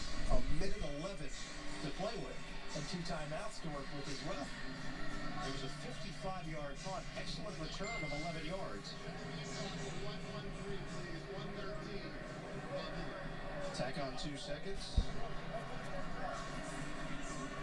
28-14 Tennessee. Can they add some points here? Tannehill is 8 of 13, 136 yards and a touchdown. Haven't had A.J. Brown touching in a while. It's like a big dash to the end zone. Nichols is in there. Give it to him. Now they run up the middle. Not Henry, though. It only gets like 4. 31-yard line. I think they got to be a little more aggressive than that. If I'm the Titans here, I'm in like kill mode now. I'm wanting a touchdown here. I ain't doing these dainty little runs. They took Henry out of the game for rest, but I would just fucking sling it on him on this possession, try to get down the field. It's 3rd down already. They're being way too conservative. Colts get the ball to start the second half, by the way. Snap the ball. They got a guy going off the field. Go. What? That was a stupid series for the Titans. I think you go for this. It's 4th and 4. You go for this, I think. I don't understand the play calling there. Those runs on 1st and 2nd down. And there's another fight going on here. Officials get in between. You got to go for this. Surprised there that they didn't go with Tannehill throwing the football. 111, time in their side, 2-2. They're going to punt? Are you kidding? Might let him free wheel it a little bit. You just completely wasted a fucking golden opportunity here. Now you're going to punt? With his defense and the lead that they have currently. Call timeout. You got to go for this. Even if you don't get it, the Colts are only going to have like 25 seconds of no timeouts. They're not going to do anything. If anything, Rivers will just throw an interception. This is a stupid sequence for the Titans here. You just threw away 3 points. Hell, I don't think you tried hard enough to get 7. But you're literally giving away points here.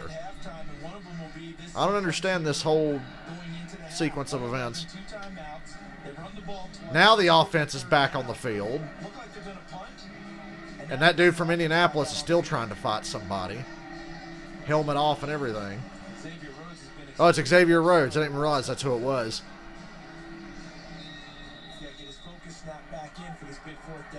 Yeah. So thankfully the Titans come to their senses here.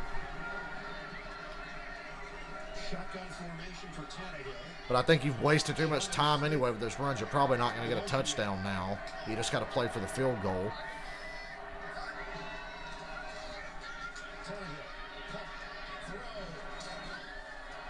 Ooh-wee! 1st and goal at the 1. Timeout. Timeout. 20 seconds to go. Wow. Davis caught the ball, and that is a catch. Untouched, gets back to his feet, and gets dragged down at the 1-yard line. He almost got in.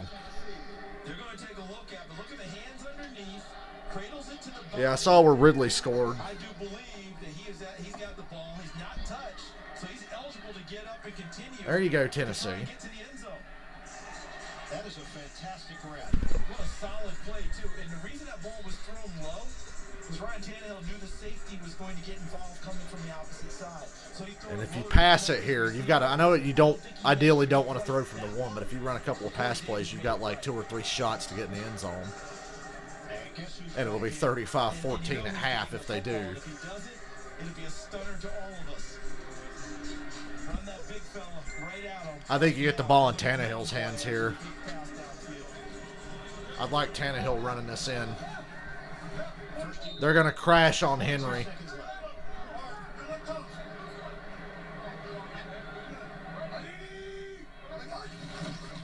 And there's Tannehill running it in. Touchdown. Beautiful. Called it, and a great call by the Titans. Told you. That was my Romo moment. I just had a Romo moment. I told you what they were going to do.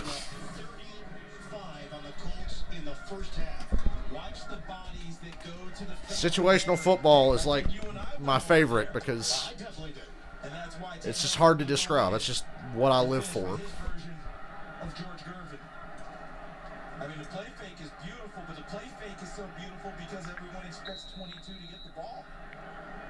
Ryan Tannehill able to pull it and waltz into the end zone. Charles, the goal for most teams is balance. We always talk about balance. Tennessee has 173 rushing yards in the first half. They have 173 passing yards in the first half. They have 346 total yards in the first half. And to think What a half for the Titans. That was awesome. That was a clinic. I know it's pretty much a blowout now, but that's a clinic. That's football. I can appreciate just somebody getting their shit whooped. Shit packed in by a good team like the Titans. That's awesome.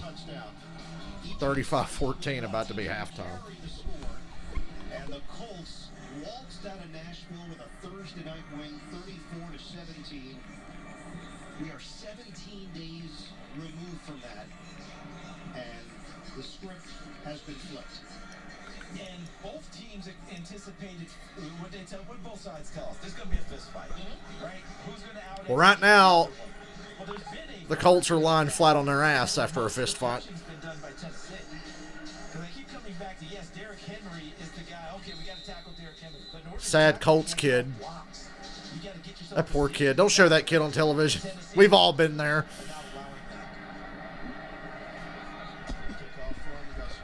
Why not run it out?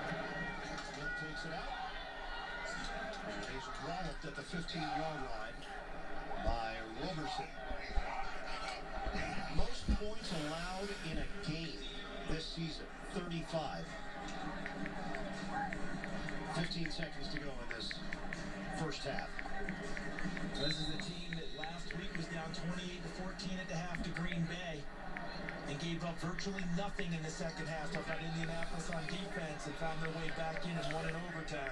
So we know that they're a team that knows how to come out fighting in the second half. It's Brissett in there to take the knee, and they will head to the locker room.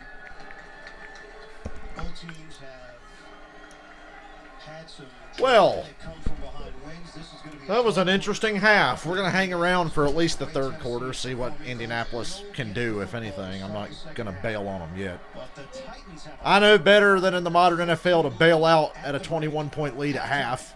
is next. But my God, Have highlights from Verizon and a word from your local station. This week, that was just pure domination right there. Every aspect of that game completely shifted.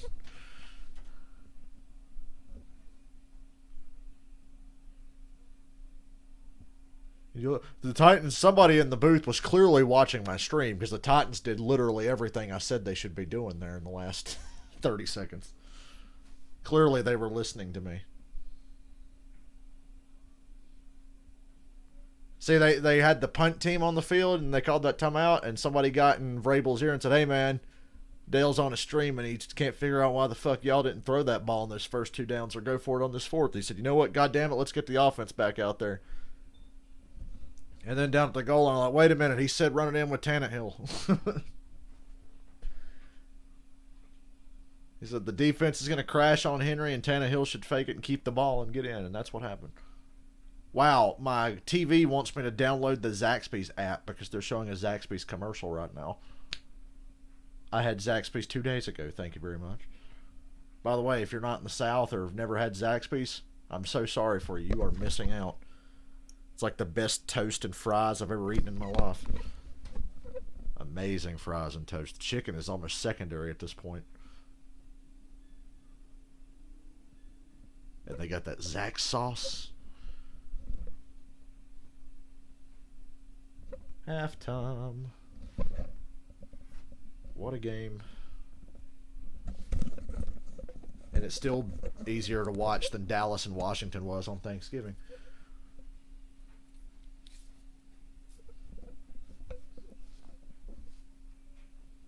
Guess I can't shit on the Falcons too much. They got off to a bad start on offense, but hell, they're leading by 10 the last time I saw. But I can't be bothered. Against a really good team, too. I said the Falcons are going to win a few games they shouldn't win. They are really good at losing games they should win. But they match that with winning games they have no business winning. Like last year when they fucking shit-stomped New Orleans by 30 points and beat the 49ers in San Francisco late in the season. They had no business winning those games last year, but they did.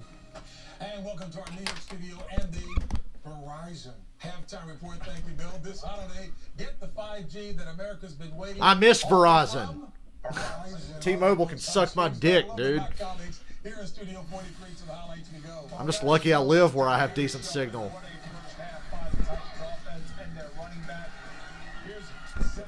Just imagine how ugly this game could be if that pick six didn't get dropped. Carries 140 yards, 3 touchdowns, just an absolute moment of the Indianapolis Colts defense, minus 3 starters in that front seven, as Coach pointed out in the pregame show. They lead 35-14 over the Colts. Cleveland Browns trying to keep the playoff hopes alive. Baker Mayfield. Mike Glennon starting for the Jaguars. Woo! What a play. And the Jags and Browns in a close one. Nice throw, Baker. Austin Hooper, my man. I miss you. Raiders Falcons, oh boy, kill me. Even though it's going well. Beautiful throw, Matt Ryan. 13-3 Atlanta, and Atlanta's driving near the end of the half to get 3 more. Great uniforms, Chargers. I like the navy look. You know, I like Anthony Lynn, but I think he's got to go, guys. I think Anthony Lynn is in the same boat as Todd Bowles. He will be a head coach again one day, hopefully at a better franchise than the Chargers or the Jets. Speaking of which, Jets, suck, suck, suck. 13-3 Miami at the half. Oh, but the Jets are healthy now. They have all their weapons and Sam Darnold. They might actually even... No, they won't. Cards, Patriots. I picked the Cards. Although nothing against New England is a given. Giants, Bengals. If you're a Washington fan, you're a big Bengals fan today. But, hell, it's tied right now in the third quarter. Bengals wearing those badass white Tiger uniforms. Those are the coolest alternate uniforms in the NFL. The Bengals with their white stripes.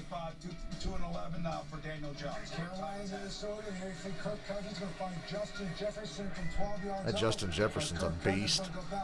He's going to be better than Diggs ever was in Minnesota. Oh. Scoop and score for Carolina there.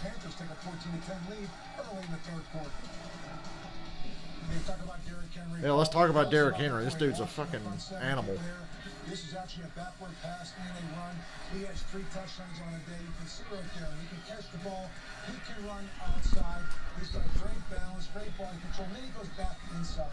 That's the one thing about this guy right here. He's a special running back. He's got deceptive speed, great balance, and ability to hit the hole north and south. And he just gets stronger and stronger as the game goes on. And they built this whole offensive run. You see those numbers right there. And I'll tell you what, he just continues to impress week in and week out. 346 total yards of offense by this Titans offense. Amazing first half. I can't remember the last time I saw something like this. This is a total beatdown of the Colts defense. You'd like to say to the Colts, why don't you crowd the line of scrimmage and make Ryan Tannehill throw the football? Well, that's not working either. So just really outman Derrick Henry, the offensive line, take advantage of a really good situation. Yeah, as soon as you crowd the line of scrimmage, that's when they hit you with Corey Davis, A.J. Brown, Jonnu Smith. They can throw the ball as well as anybody. But what I love about this team, if you're a fullback, offensive lineman, tight end, wide receiver, they block. They're motivated because, one, Tennessee's the kind of team, they look like they enjoy blocking. They block well, and they look like they love it. 17 carries, 143 touchdowns. Oh, boy. He's painting up and drawing all these great plays. This is very simple. Derrick Henry, smash him out, and then all of a sudden you put your ball into your face in there, and let me get Ryan Tannehill. Just AJ, just remember what Corey Davis, Jonnu Smith. Yep. Colts are good in the second half. Colts are good in the second half. That's what I said, Boomer. Boomer just said what I was saying when the Titans got up by 14. I was like, hey, Colts are really good in the second half, and that's why I'm not giving up on this game yet. Look at Tom Brady, the world's toughest metrosexual. That shirt and those sunglasses and those pants. World's toughest metrosexual. He'd have to be to wear that fucking outfit. It's like borderline Cam Newton.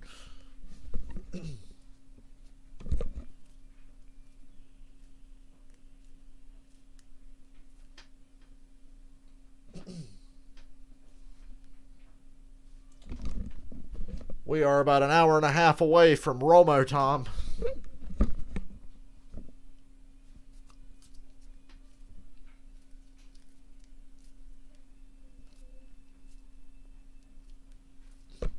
Unfortunately for the Colts, the Titans don't fold like a fucking $3 tent like the Packers do almost every week, so they've got quite the uphill battle in front of them.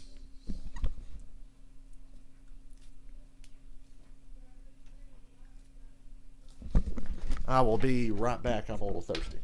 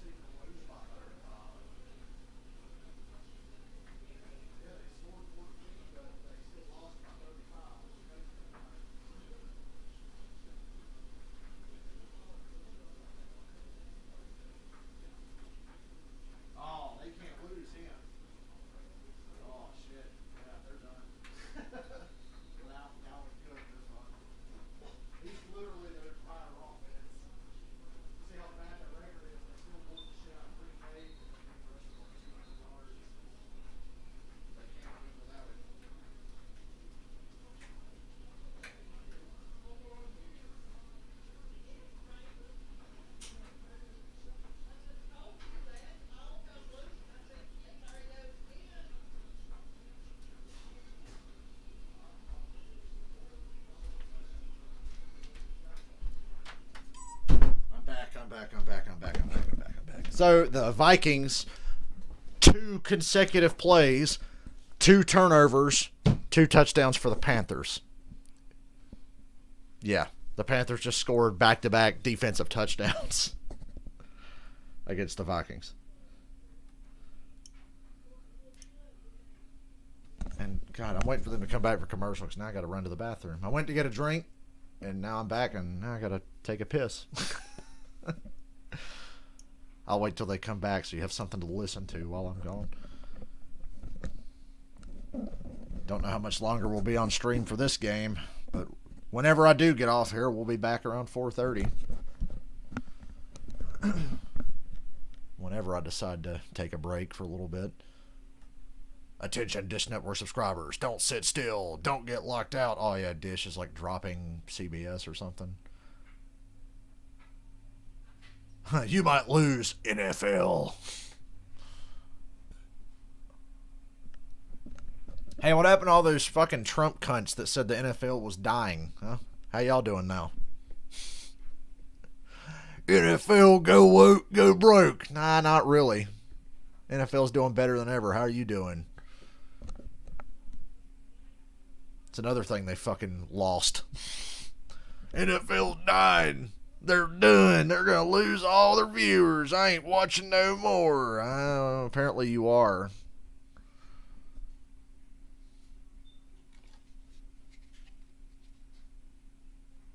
I ain't watching no more. I'll be right back. Getting ready for the start of the second half here in Indianapolis. 35-14. The Titans in front. Let's check out the first half highlight presented by State Farm. Ryan Tannehill, the toss to A.J. Running, and he just did the rest. Turning on the Jets. dominated by Tennessee and Derrick Henry. Tannehill, touchdown through the air and one on the ground. Ian Eagle, Charles Davis, Evan Washburn will join us as well. First half for Tennessee could not have gone much better other than maybe that sequence at the end of the second quarter. But everything that they wanted to do against the Colts defense that obviously is not at full strength, they've taken advantage of a potential weakness. They certainly have, and probably could have run Derrick Henry even more. So I look at adjustments for the second half. If I'm Tennessee, you mentioned they're balanced, running in and throwing it. Stay balanced, but continue to remember you have a hammer in number 22. And on defense, they held Indianapolis to run a 5 on third down. And how about Indianapolis get off blocks so you can tackle Derrick Henry, and then maybe hunt tempo offensive 2 minutes the rest of the way. Coming out to the 25-yard line, send it down to Evan Washburn. Okay, second half. And obviously, it's about chipping away at this lead. And there is a comfort, if you could say that, because they've been here before. The last 2 weeks down at half, 14 last week with the Packers. They've outscored those two opponents 41-3 in this second half. But it starts defensively. Got to be more gap sound. That's how he felt like they allowed so many rushing yards. Colts have the ball. Do something. Make this fun. Curious to see after this possession how they handle Tennessee. Evan, injury update. Wilkins dealing with a rib issue. His return is questionable. Out of bounds. They get T.Y. Hilton involved. Well, they give T.Y. the catch. I thought he didn't get both feet in. That's a First down. for Indianapolis to start off this second half. It covers 11 yards. And if Wilkins is unable to go for Indianapolis, that leaves him with one runner, Naheem Hines. Jonathan Taylor sidelined today as well. Just saw Tennessee in a dime package with Tennessee a whole lot of 6 defensive backs. Give his to Hines, and he stood up and brought down. That's that same run play everybody runs when they're down by 20 trying to come back. They have to stick in a generic run here and there because they think that's going to keep them balanced and the defense on their toes. It's not. You're down by 21. You're not going to win this game running the ball. And the sense of urgency of the line of scrimmage shows that, yeah, you know you got to hurry, so you're not going to run the ball very much. Divisional games on the schedule this week. A big one in the AFC South. Tigers and Colts. Oh, shit. Bobbled up in the air. Third down now. And fortunate that there was Atlanta's up 16-3 on the Raiders at half. Can we please stop the game at halftime and not play the second half because I know what's about to happen? Towards the middle of the field, and that ball's thrown towards the back shoulder. He's trying his best to catch it on the second, third bounce. And then Compton comes through to clean things up. And now staring at a 3rd and 7. Opening drive of the second half. Colts are just 1 of 5 on 3rd down. We've documented the struggles that Tennessee has had on 3rd down defensively coming into this one. Rivers over the middle, and it's batted down. 4th down. We're only a minute and 7 into the half, and the Colts are already punting again.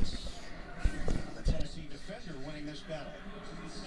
Rivers gets rid of it, and he thinks he's got someone, and Burton does a good job of trying to come back to the football, but Amani Hooker does a better job of playing the football and playing through Burton and knocking it incomplete. Hooker got his first start in the NFL last week against Baltimore and played very well.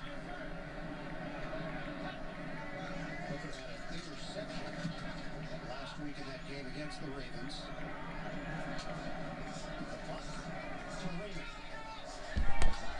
Raymond tried to get to the outside, and he's chopped down at the 28-yard line by We're going to hang out a little while longer. Still too early to dip out. Let's, during the commercial, flip to Carolina and Minnesota. Never mind, they're on commercial too. Fuck them. I don't like the Panthers no damn way. Ah.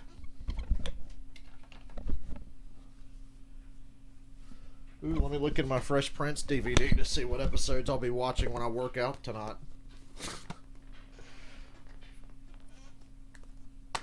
One complaint about this Fresh Prince box set: the season 1 disc trays are already, they were broken when I got them out of the box.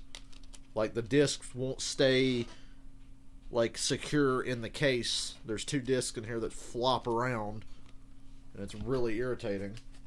But from what I can tell, the rest of the sets have, their cases are just fine. So I don't know how the hell my season 1 was fucked up coming right out of the box.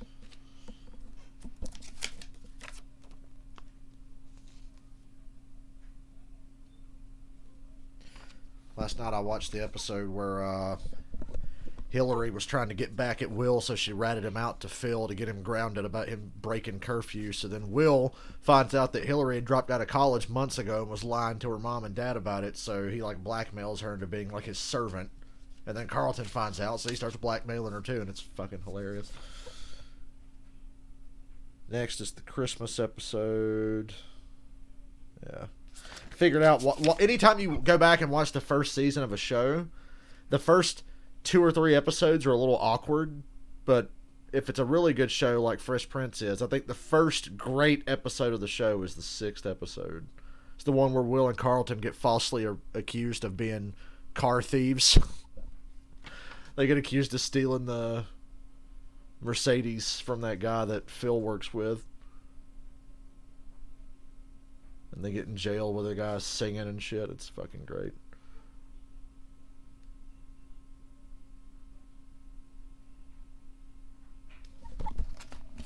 So every time I get my season 1 of the Fresh Prince out, I have to be real careful because the discs will fall out everywhere.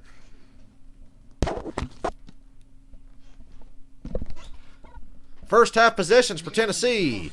Touchdown, touchdown, punt. Touchdown, touchdown, touchdown. One punt and a whole lot of touchdowns for Mike Vrabel's squad. You know, Mike Vrabel's going to say, back on the punt. What are we doing? Titans are absolutely locked in. 24-6 Buffalo over the Chargers right now. Here comes Henry. Okay, they tackled Henry for a 1-yard loss behind the line of scrimmage. Way to go. It's a good play from the backside, but look how their defensive front holds up on this Way to run. go. In the first half, they were not There's some energy for you. consistently. Holes were chopped in their front, and that allowed Henry to get to the second, third level, get to the secondary. On that one, they held up well. Allowed Darius Leonard to run it down from the backside with Tyquan Lewis. It's a loss of 1 for Henry. The Browns have a 1-point lead on Jacksonville. Fake it. Is that play action? And it's a big gain for a first down. But there's a flag in the secondary too. Passing game carrying a defender with him for a first down. That was the first play of the game, the first time these two teams met 17 days ago. Holding. Defense number 27. That penalty is declined. Result of the play, first down. Last week, it was the offensive lineman of Indianapolis. 9 holds called.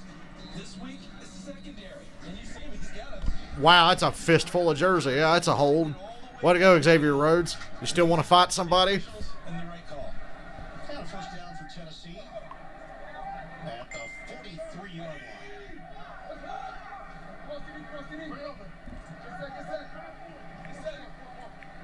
Davis the motion man.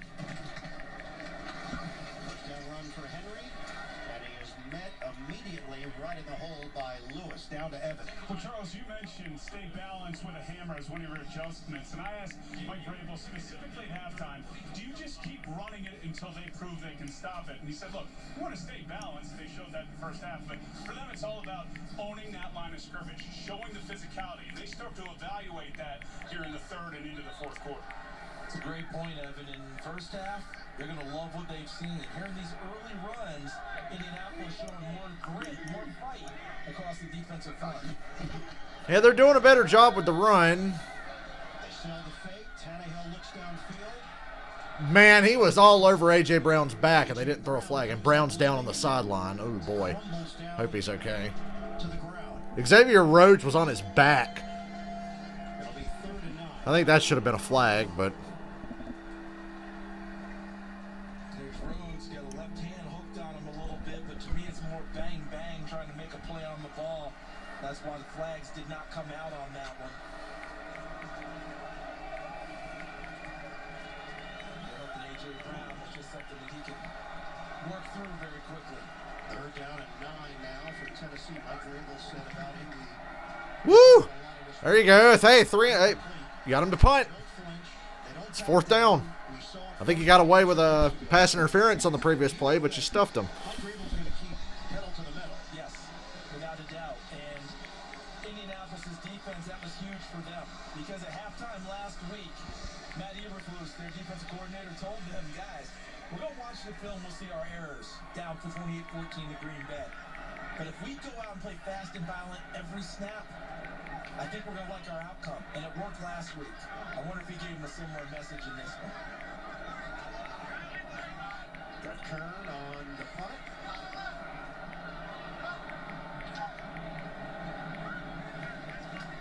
Hines averaging 8.5 yards per punt return for Indianapolis. This is a high spiraling kick. Hines juggled it and lost it as he was out of bounds. Wouldn't have mattered. But could not bring it in cleanly along the sideline. Chris Milton down there to help make sure of it. Colts get the football back. Third quarter action. Well, one moment.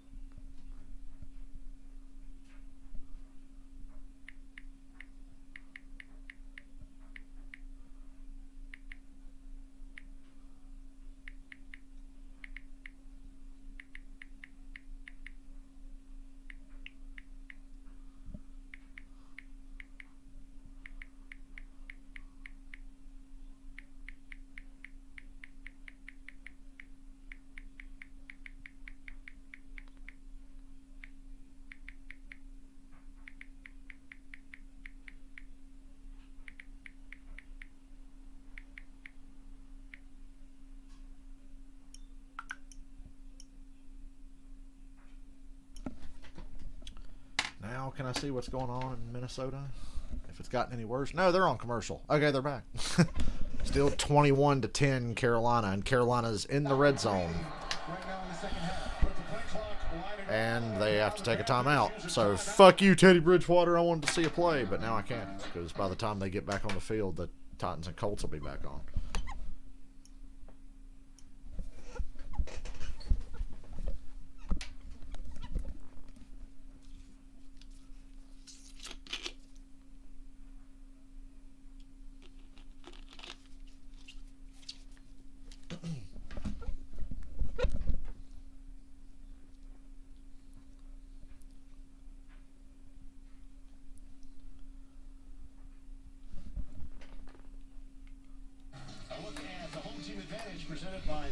There ain't been no home team advantage today. Oh, they're saying Indianapolis has won 14 of the last 17 home games against Tennessee. That doesn't surprise me. Andrew Luck was the boogeyman in Nashville for a long time. Hey, there's Valdez-Scantling fumbling the ball, kids. Remember that from a week ago? Quit harassing him. All right, the Colts are starting from their own 8. Still early in the third, down by 21. It's not over yet.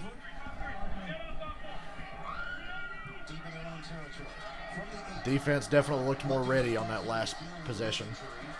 And a first down. There you go. Draw play, bounce to the outside, gets the first. Don't worry, guys. We're still balanced. Go Bengals. They're only down by 3 against the Giants. I really want Washington to be in first place.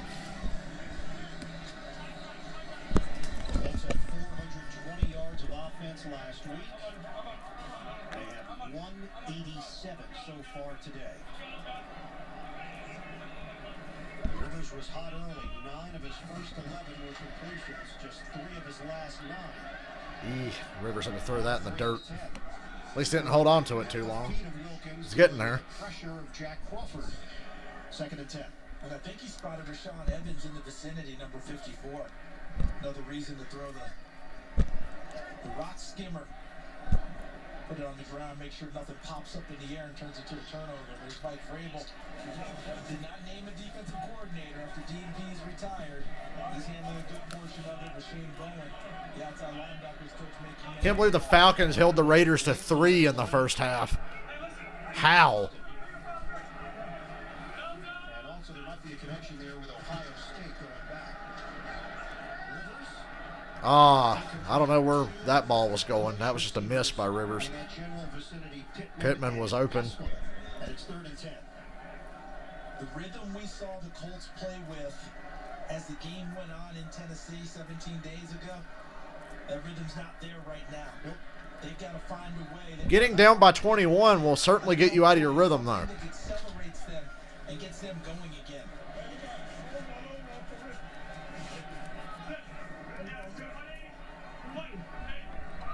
Third down and 10. Colts are 1 of 6 on 3rd down today. It's been a lot of long. Instant pressure. Oh, that's got to be a flag. Yeah, there you go. Pass interference. That's obvious. Desmond King. Be a first down for the Colts now. Pittman, the rookie out of USC. 2nd round pick. Great length, size, 6'4", 220 Pass interference. Defense, number 33. Ball plays the spot of foul. Automatic. First down.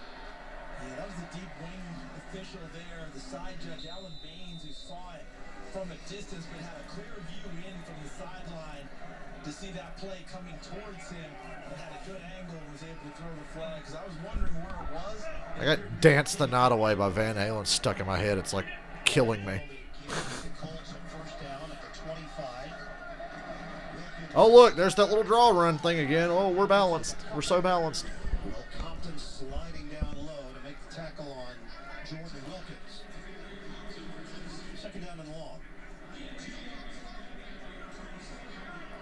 Yeah, we asked Mike Vrabel about that gutty win against Baltimore last week, and he said it was a huge step to indicate that this team can be the kind of squad that they expect them to be. Great effort in the 4th quarter in a close game.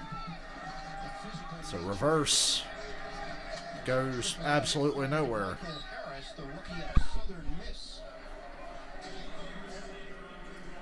So the end around will get him to the outside, but short of a first down. Felt like Breon Borders, number 39, who stepped in for Dory Jackson on the corner. He spotted that pretty well. Held his ground, didn't rotate away from the play, and then allowed others to get involved as well. Borders has been on the practice squad of the Raiders, the Texans, the Jaguars, the Titans. He has had a cup of coffee with Buffalo. 3rd down. In Washington, 3rd and 6. Sacked. Can't break away. Off the field. The sack for Blitz didn't get there. Nobody got open. Rivers tried to step up, but Simmons will he has the mobility of a refrigerator, so it was not hard for Simmons to make the tackle. White pushing inside and then staying with it, because Rivers thought there was pressure there and actually took the ball down. Watch as he steps up. He brings the ball down feeling like something's there, and then Simmons finishes it off. Expect Pro Bowls and All-Pro designation for number 98 in the years to come. yummy for his tummy. Sanchez bunting to Raymond for the catch. Elects not to, and Raymond gets blasted as he crossed the 35-yard line to the 37. 50-yard punt. 10-yard return. Still 35-14. Boy, this is grinded to a halt. Either the Colts need to come back or the Titans need to score again and completely put them away so I can check out and take a break.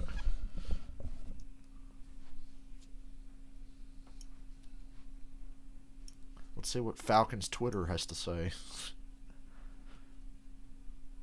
I'm sure things are going well. I'm so glad I'm not watching that game. See, they play better when I don't watch. Maybe I'm the problem. I watched too much.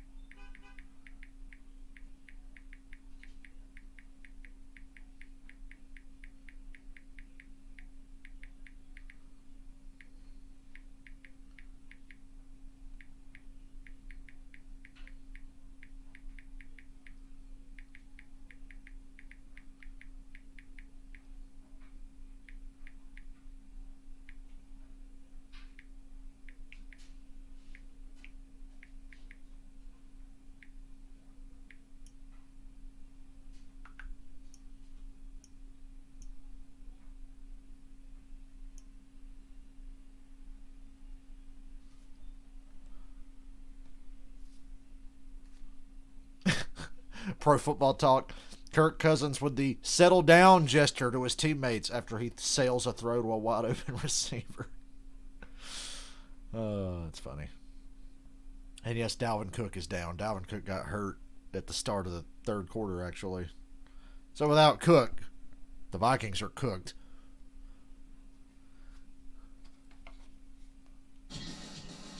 Saturday, the SEC on CBS comes your way. 6th-ranked Florida taking on Tennessee. We'll get you set for kickoff 3 Eastern. The original Darth Vader, David Prowse, has passed away. Oh, 8 Eastern. Number 1 Alabama heads to rest in peace, sir. LSU next Saturday, the SEC on CBS. Derrick Henry. Sorry they crudely replaced your voice with James Jones. James Earl Jones, but, you know, The Crimson Tide. James Earl Jones does have an awesome voice. It's true. You can run his high school footage. It looks like his footage here. Big run for Henry. Just gouging. And, you know, just another 16 yards and a first down. First down run. 3 guys on your opponent's fantasy team have a good grief. Xavier Rhodes had to help and run support. Saffold 76, Quisenberry 72, Swaim 87 at tight end. Look at Blossingame 41 with the lead block as Henry runs through the attempted tackle by Muhammad. And then Rhodes jumps on his back and gets a little bit of a ride before helping haul him down with Willis. 154 yards on the ground for Henry. They have taken advantage. Hey, they actually stuffed Henry. No Buckner, no Autry. Darius Leonard, first man there. No gain on the play. 2nd and 10. There it is, Ian. When you're missing one of the best run stoppers in the game, look at the yards per rush they give up with him, and then look without. And I'm sure it's above that number today. You need big 99 in there. And it's amazing. He's about 6'8", 6'7", and plays with such great leverage on it. Able to get down low and cast aside blockers in big ways. He's been a terrific fit for San Francisco 49er. Handoff to Jeremy. Stay aggressive. Grinding it Put the Colts away. at 45. Another tackle for Taylor Stallworth. And sets up 3rd down as we hit the 7-minute mark of this 3rd quarter. That relationship, Rivers and Brissett. It was interesting to hear Philip Rivers talking about how uneasy he was about the whole thing. When he agreed to the deal, he just wanted to make sure Brissett was okay with it. He said he's been awesome. He's loved by his teammates. He's so competitive, which is right up Phillips' alley. He said running the scout team, he's made the defense better because of Brissett's presence. Tannehill, it's through the hands 4th down. of Khalif Raymond, incomplete. And it's 4th down. Set it down to Evan. Well, guys, for Philip Rivers at this point in his career, he's pretty much seen it all, so he doesn't need a lot of input other than Frank Reich and Nick Sirianni. But Jacoby Brissett has earned that trust. They talk in between each series. That's one of the first people Philip Rivers meets there on the sideline to exchange what they see. So that says a lot about Brissett's football IQ on top of it all. Well, they're part of the Wolfpack. NC State. Oh, yeah. NC State, yes. Does Naheem Hines get in that conversation as well? I don't know. We might need another Evan report to Look, check in on that. Look, Philip does not want to be a one-man Wolfpack, all right? He needs people. Wake me up when something happens. It's a good point. 1 touchdown. And it's a 14-point game with a quarter left. Come on. In a big hole. That's why I can't leave yet. All it takes is 1 score, and it's a 2-score game, and there's still a lot of time left. Now, how are the Vikings and Panthers doing? What we got here? Illegal snap. Offense number 56. 5-yard. Offense number 56 at referee Southern. First round pick, Garrett Bradbury. You know, this is going back to referencing their offense and how they're running the offense now. It's a little bit different from what we're used to seeing from last week and watching film on them. They have to spread the ball out because they're down 11 points. This is not where they want to be offensively, but Kirk Cousins very capable of getting them in and out of good plays and getting to the right guy. But not very capable at making many good plays, Kirk Cousins. Pass is caught by Rudolph down at the 29-yard line, so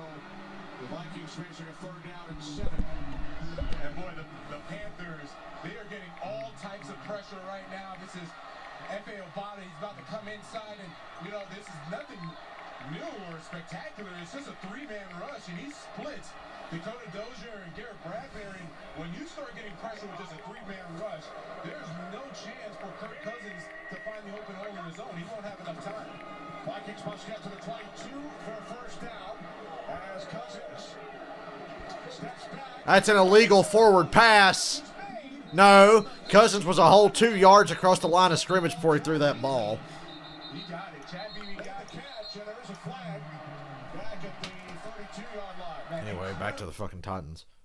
Okay, they're not back yet. What's the call here? That's got to be an illegal forward pass.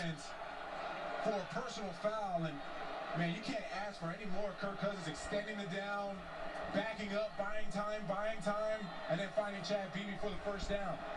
His entire body was completely past the line of scrimmage. Figure it out. Was close to the line of scrimmage. He was over. Yeah, they called it illegal forward pass on Kirk Cousins. Came back behind the line of scrimmage Yep. and threw the ball. It will be third down.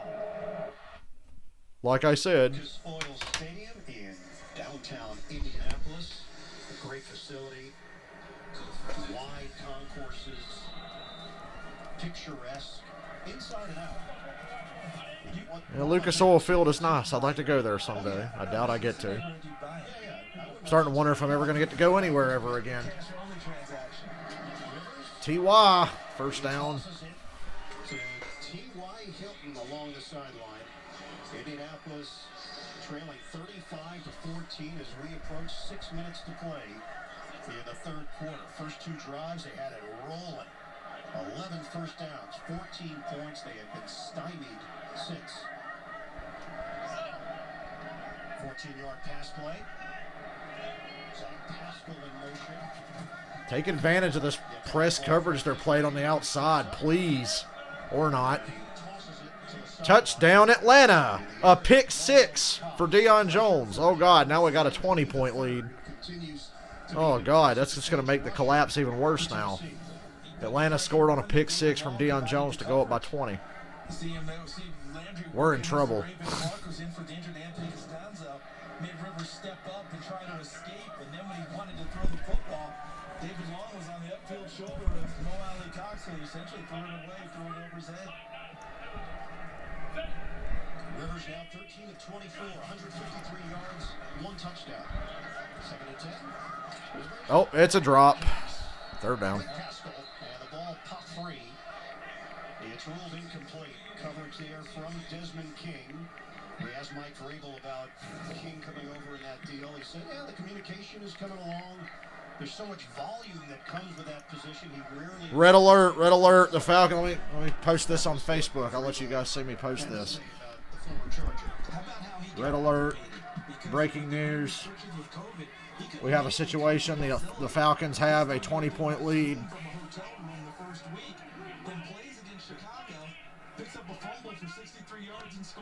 Oops. What? Oh, fuck it. Never mind. 3rd and 10. Rivers is going deep, and it's an interception. Oh, well.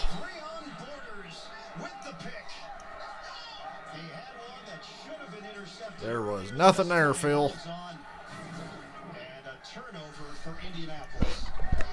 He had that covered so well against Zach Pascal that he went from defensive back to receiver and made that play. Very nice. Mute. Hold on.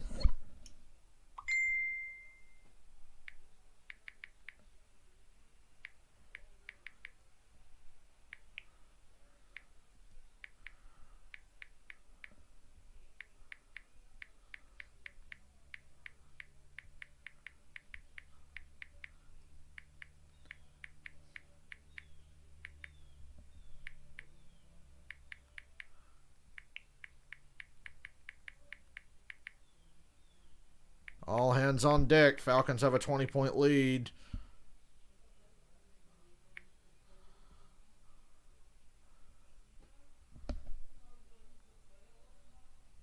Red alert, red alert, red alert, red alert. What do we do?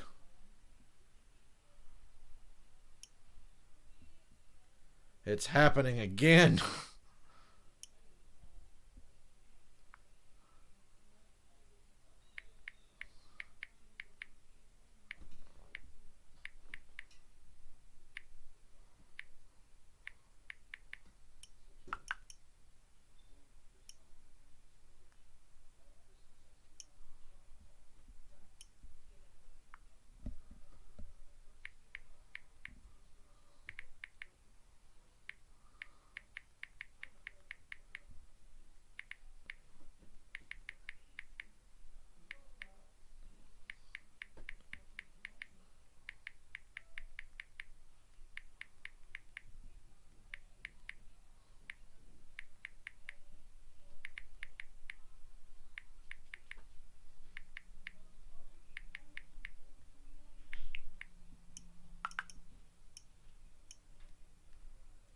The Atlanta Falcons have fucked up and done got another big lead. Time to start. I'm going to go sit in a corner in a straitjacket and rock back and forth because it's happening again. It's happening again. It's happening again. Oh, God. Can't take it anymore. Can't take it anymore. Stop the pain. Stop the pain.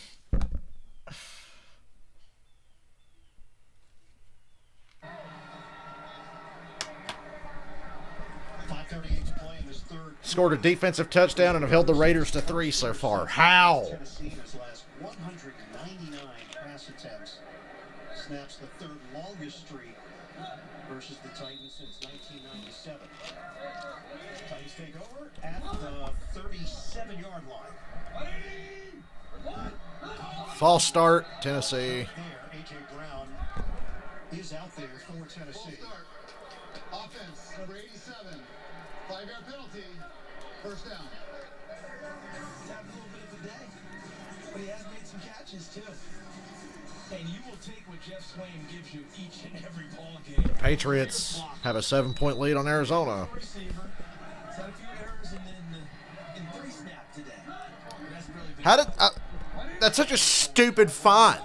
They're in their own locker room, and just because guys don't have a mask on, they're getting fined. It's like fucking A. They didn't have a mask on the whole goddamn game. What's the difference? Uh-oh, here comes Henry again. Nasty fucking stiff arm. Another 13 yards for Henry. As he will dish out a little bit of punishment with the stiff arm. Rock Yassin on the receiving end. There's Derrick Henry getting it out there, and he gets it right to the shoulder, and then he's able to let it get kind of to the body and extend again. Almost like a good jab in boxing, where he's got it there and he snaps it out there to get Rock Yassin off of him and continue upfield. So now Deontay Foreman will get in there for Tennessee. They'll give it to Foreman. Another run for a first down, this time from Foreman. Yep. All the way to the Indianapolis 45. One more touchdown for the Titans, and I'm out of here. They put them away with another touchdown. We'll get off here and take a break and be back at like 4:30 or a little after. Oh, shaking hands at the end of the Tampa game. Well, fucking A. What, they're shaking hands with the people they just play football with on a field for 3 hours without a mask on? NFL, as usual, they're trying to do the right thing, but always miss the mark. That tells you what's happening up front.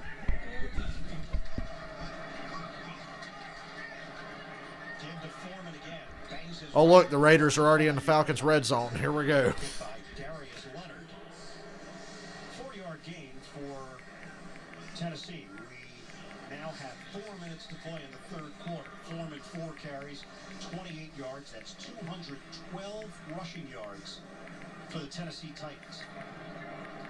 Do you think David Quessenberry, number 72, could have had a better first start in the NFL? He's been outstanding.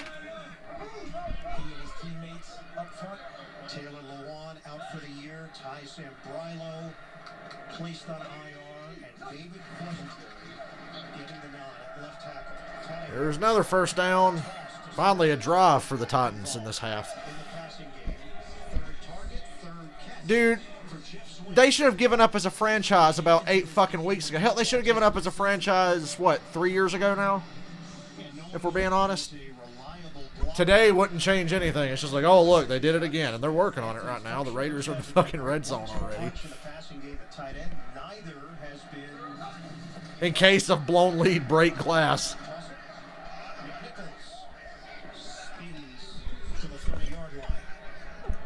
Show the versatility of Swaim on that last play.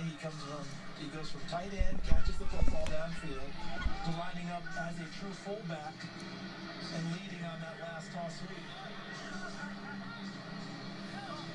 Clock ticking down to 2:40 to play in the third.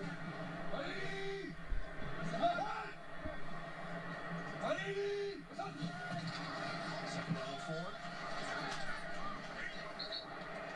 Nichols leans forward. Stopped at the 26.5-yard line. First man there, Zaire Franklin. No Bobby Okereke today. That's another loss for Indianapolis. Outstanding linebacker, good speed and range. A sideline-to-sideline guy. Okereke sitting with an ankle injury.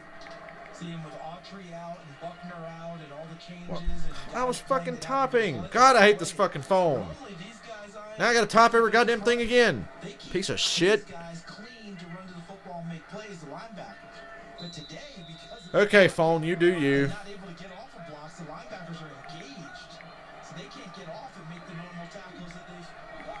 Third and 1.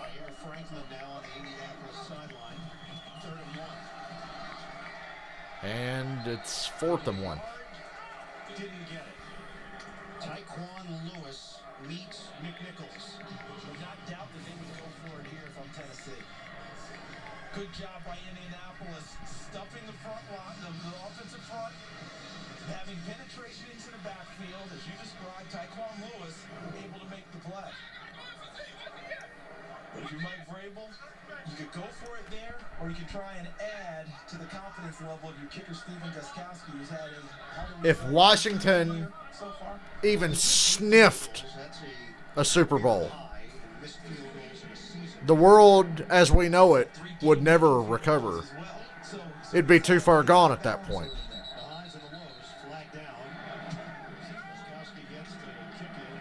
Oh, look, Gostkowski would have missed the field goal. There's a flag down, so he's going to get to try again. It's false starts. Now try 49-yard. Gostkowski's good on these 50 yards or more. He's right there at it, 49 now with this attempt. Excuse me.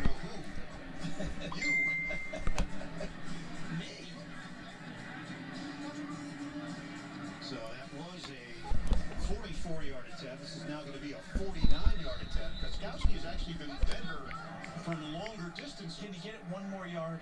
Because from 50, magic on, he's what, 6 or 7? That's the number he needs. You could just have Kern back it up a yard in the hole. If it's mental. Hey, he made it. Gostkowski nails it. Tennessee extends the lead. 38-14 with 44 seconds to go in the third. Now, I know the Titans have been excellent as a rally team coming from behind. That has not been required here today. Things shifted. It was 14-14, and since that point, it has been all Titans. And when you watch how it's transpired, you keep waiting for Indianapolis to kind of open things up a little bit on offense. I thought they might go a little bit faster in the third quarter, being down where they were. But you mentioned right at the start, Jacob Wilkins hurt, another running back. They're down to one runner. Maybe don't have all the weapons and arsenal that they need, and maybe Frank Reich's looking at it that way and protecting his defense a little bit more, who has struggled, rather than run up-tempo and turn them right back onto the field. So as a head coach, you got to think broader than just right here in this moment. I think that's where he's looking at what he's been looking at here in the second half. First 2 drives of the day for Indianapolis, they had a combined 100. Hey, the Raiders had to settle for a field goal. We still have a 17-point lead. Still plenty of time. Not even at the fucking fourth quarter yet. Gostkowski will kick it off. Smith, the deep man. Colts are undermanned. But they have met their match today against this Tennessee dynamic offense. And look at that, Tannehill hasn't had a lot of pressure in his face. Henry has been Derrick Henry plus. A.J. Brown, we saw that early in the game. Was that 69 yards on that touchdown catch? Corey Davis, close to another 100-yard day. And Jonnu Smith, well, he's blocked well. So, as a tight end, you like, okay, I'm doing my job, but I would like to catch a few too. The pass was deflected at the line of scrimmage. Ugh. T.Y. Hilton, it's incomplete. Phillip Rivers came out hopping a little bit after that one, came into the game with an injured toe. You heard it against Green Bay, and actually missed a day of practice this week trying to get him right for this one. But everything's been off since it was 14-14, Ian. You know, the rhythm's been off, the timing. Some balls, we're used to the accuracy of Phillip Rivers. Some balls have been behind receivers. Maybe the toe and the injury has a part of it. Second and 10. Rivers to Hines. Now they're going to mark him just short of the first down. Needed to get to the 35-yard line. It's about a length of the football shy. Clock moving down to 20 seconds to go. 3rd and inches for Indianapolis. And Hines has enough. Crosses the 35. And a new set of downs for the Colts. We go to the 4th quarter. I'll tune out here soon, probably. Tennessee controlling this AFC South matchup. If the Colts don't do anything on this possession, we'll check out. Maybe I can get some of these people messaging me, leave me the fuck alone between now and when the Chiefs and Bucks start, but I doubt it. Because people just love to fucking bug me. I don't know why. I've been very popular lately. Like, abnormally popular. It's weird. Do you think the fucking weight loss had anything to do with it? Like, oh, underneath all that disgustingness, he wasn't that bad looking. I don't know.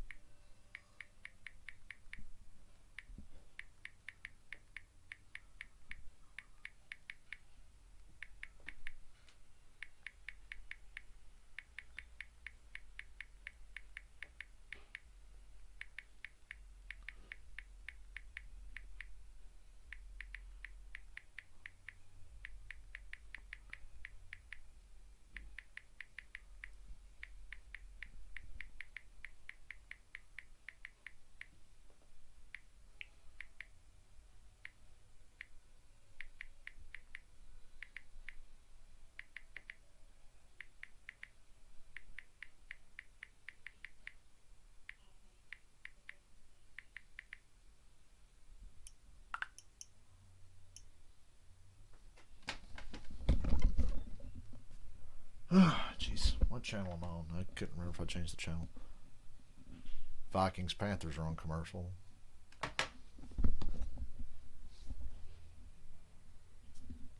Let me look at the scores and see what game I should switch to off stream to hold me over till Tampa Bay and Kansas City kick off at 4:30. Any close? New England, Arizona, 7-point game. Carolina's only up by 8. Cleveland's starting to pull away from Jacksonville. The G-Men and the Bengals. Falcons and Raiders are going to be close late because you fucking know they will be. Up big on the Colts. So maybe I should just avoid that one and not give myself a stroke today. Like I have any reason to care. Look at me. I can't stop caring even though I have no reason to care. I have nothing for that team, but here I am still wanting them to win a game that doesn't matter. Oh, man, Rivers threw into triple coverage, and so many guys were around the ball they couldn't hang on to it. Fucking A. Look at this coverage. two Titans converging. Kenny Vaccaro and who else? 54, Kenny Vaccaro 24.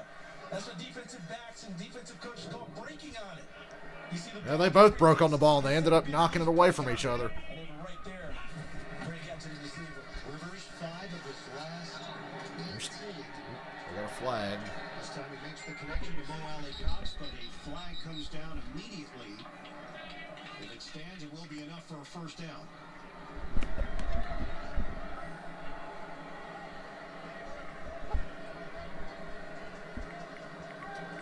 Holding. Defense number 24. That penalty is declined. Result of the play, first down. So Kenny Vaccaro, the hold. First down, Colts. As Indianapolis got the first down. Really just staying on here to keep me from being tempted to go watch the Falcons game. I don't want no part of that shit.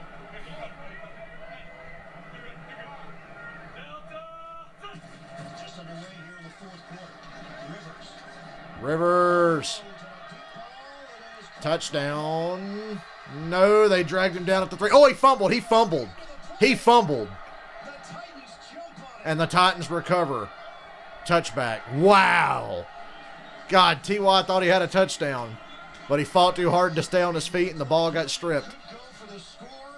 Instead, after this spin move, he goes down and Hooker. Can't see if the ball was out as the knee was down. Catch. Then a fumble by the receiver. Recovered by the defense in the end zone. Ooh, I think he's down. I think T.Y.'s down with the ball at the 3. Because to me it appears that he made the catch. He's being tackled.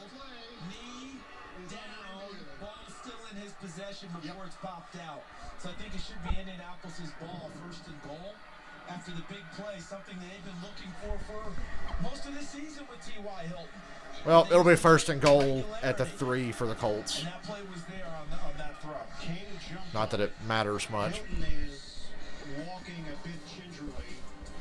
It's ruled a turnover. Now let's drag this out a little while longer. A review, and they're taking a look right now. If I got, let me switch channels. This week, Panthers Vikings, what's going on? Robbie Anderson just made a phenomenal catch, looks like. Regains control.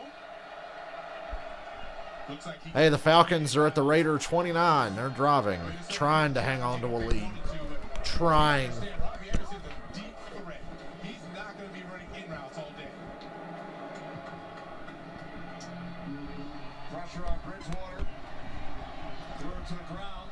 You're right, Jonathan. How are the Falcons offense and Raiders offense both struggling so bad against those piss poor defenses? Challenge. No second and 10 for Carolina. And as good as these young guys have played, that's the thing. They're young. So Chris Boyd, he's been doing a tremendous job all game long, not recognizing who is he covering. Robbie Anderson, let him have that in route all day long.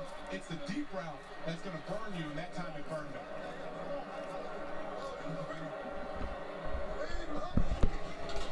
Under 41 on second down. Robbie Anderson drops a wide open first down. Surprising that the Do I have time to stay around for the third down play? Look, Teddy Bridgewater, he's done a great job. But I'm surprised. You watch Robbie Anderson, he runs a slant right here, and he has the ball. He just drops it. He lets it hit his chest, and he drops it. But, I'm thinking of game management, situational football. Had so much success running the ball early on. Get back to running the football here in the second half. Establish the line of scrimmage again and run the clock. Empty backfield, third down and 10. Panthers must get to the 21 for a first down. There's Samuel. Bridgewater to Samuel. Ooh, 4th and 1. Well, I got to change back to Titans Colts now, see what's up. Okay. Now I can change back to Panthers. I want to see if they're going to go for this 4th and 1. Come on. Quit lagging, Cable. Yeah, go for it. I dare you. It's just 1 yard. You can get 1 yard. Leading by 8, 4th down and 1. This would be a 40-yard field goal attempt. And again, the offensive line is done. Getting dark outside. I can see that rain a-coming. That's why I'm off work tomorrow.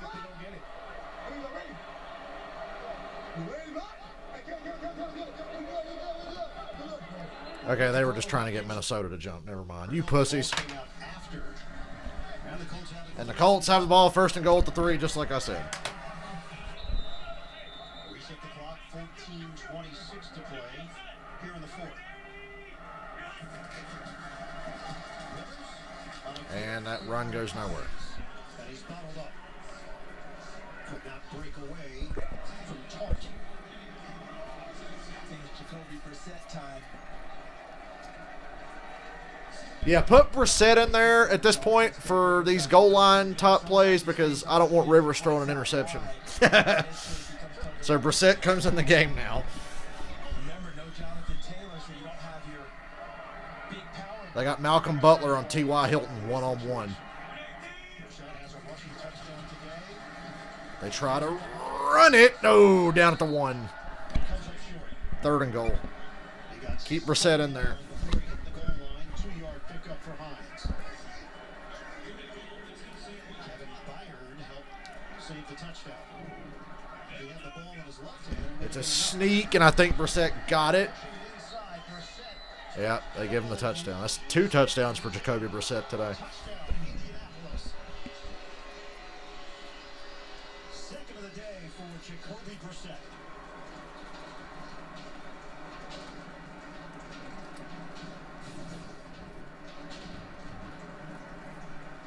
Good initial push. and Good luck seeing where he's at in that pile. You observed it quite well. Multiple lunges thereafter for Brissett. He was low first, then he worked his way high on the pile, and he brings the ball up trying to get it over the goal line. It was snatched out of his hands, but he was... I mean, they still got to score 3 more times. That he was snatched out of his hand, so he Well, they're going for 2 here to make it a 2-score lead, so hold the phone. Hold the phone. We might have a game here. There's a little If they get this 2 and cut it to a 2-score lead, had an you definitively cannot say it's over yet. who is as competitive as anyone that you'll come across. Even Kings of the second half right here. What do you got? competitiveness. Rivers is back in for the 2. They're going to go for 2 here, trailing 38-20.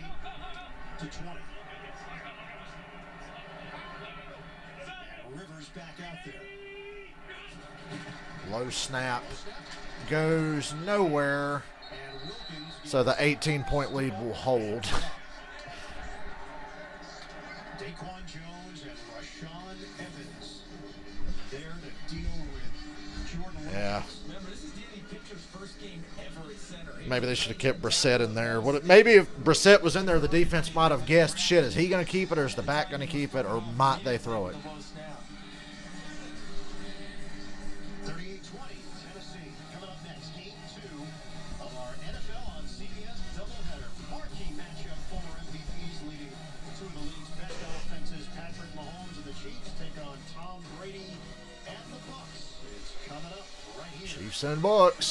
CBS. 4:30. Type season for Patrick Mahomes. Tom Brady and the Bucs trying to bounce back. Interesting, hasn't it? Because of Bruce Arians in the media sometimes actually criticizing Tom Brady for his play. I have a little theory about that. What is it? I think that Tom Brady knows it's coming. I think that he and Bruce Arians... Atlanta is 2nd and goal at the Raider 4. Oh, you Falcons. Trying to put somebody away and shit. Their team through their stars, It's cute when they try, isn't it? handle it, the rest of the team gets the message. And I feel like Bruce Arians is trying to do that somewhat with his team.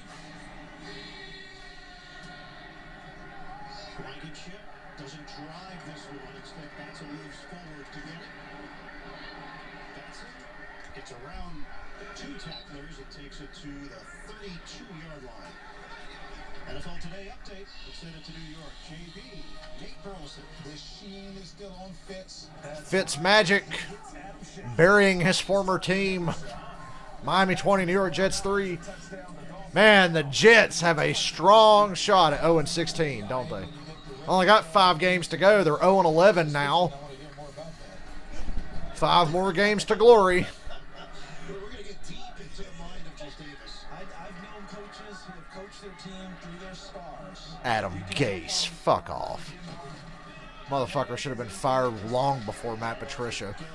Or Bill O'Brien. Or even Dan Quinn. He knows how to jump on the headline. He does. He's not going to let that go by without the follow-up. He's a journalist. You and I have been around this league a little while. You've been here longer than me. You've known Bruce Arians for a long time. Bruce Arians is a very intelligent man. I just don't think that he's going to do something of this nature. Derrick Henry might be ready to do some more damage here. I mean, it's a 3-score lead. They're obviously going to run the ball. Sometimes we look at things. Everybody knows it. Just assume there's got to be tension there. I think he's smarter than that. I think he's telling the rest of the team, I can coach the quarterback, I can coach the rest of you harder. Is that a false start? Yeah. Offense number 76. 5-yard penalty. Second down.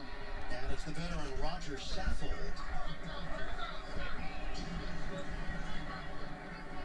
You know, one thing, if you're Mike Vrabel, yeah, you've got the 38-20 lead. You know Coach Vrabel's standard. Oh, yeah. And he wants to see this team finish strong. Get to the finish line feeling good about the totality of the performance, not just the first half.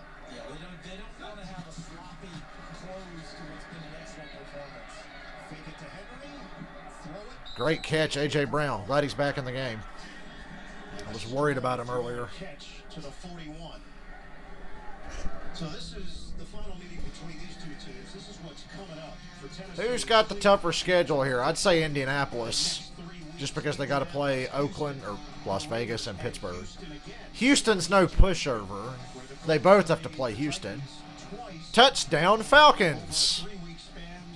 Oh no, we have a 25-point lead. No, it's 24. Okay.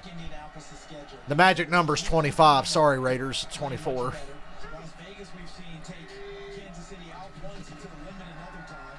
comes Henry for a first down. It seems like a much tougher stretch. Not that Tennessee's playing nothing but easy games, but I really don't like the way it's shaping up for Indianapolis. You'll get more of a dogfight out of Houston than you might expect. Colts came in a hot team. They've won 4 of their last 5. The only loss came to Baltimore on November the 8th. Henry, by the way, gets the first down on that run. So Yeah, this one's over. 11:22 and counting left in the fourth. I wonder how much more we'll see of him. You're not going to score 3 times in 10 minutes. Unless you're playing the Falcons, maybe, and they're not coming in here, so. Across the 45 with a flag thrown at the 47. Okay, at the risk of jinxing the Titans, even though this is a done deal, I'm going to get off here and take a break. We will be back right at 4:30. 4:30 for Kansas City at Tampa Bay. I'm going to get off here and chillax for a little bit, so.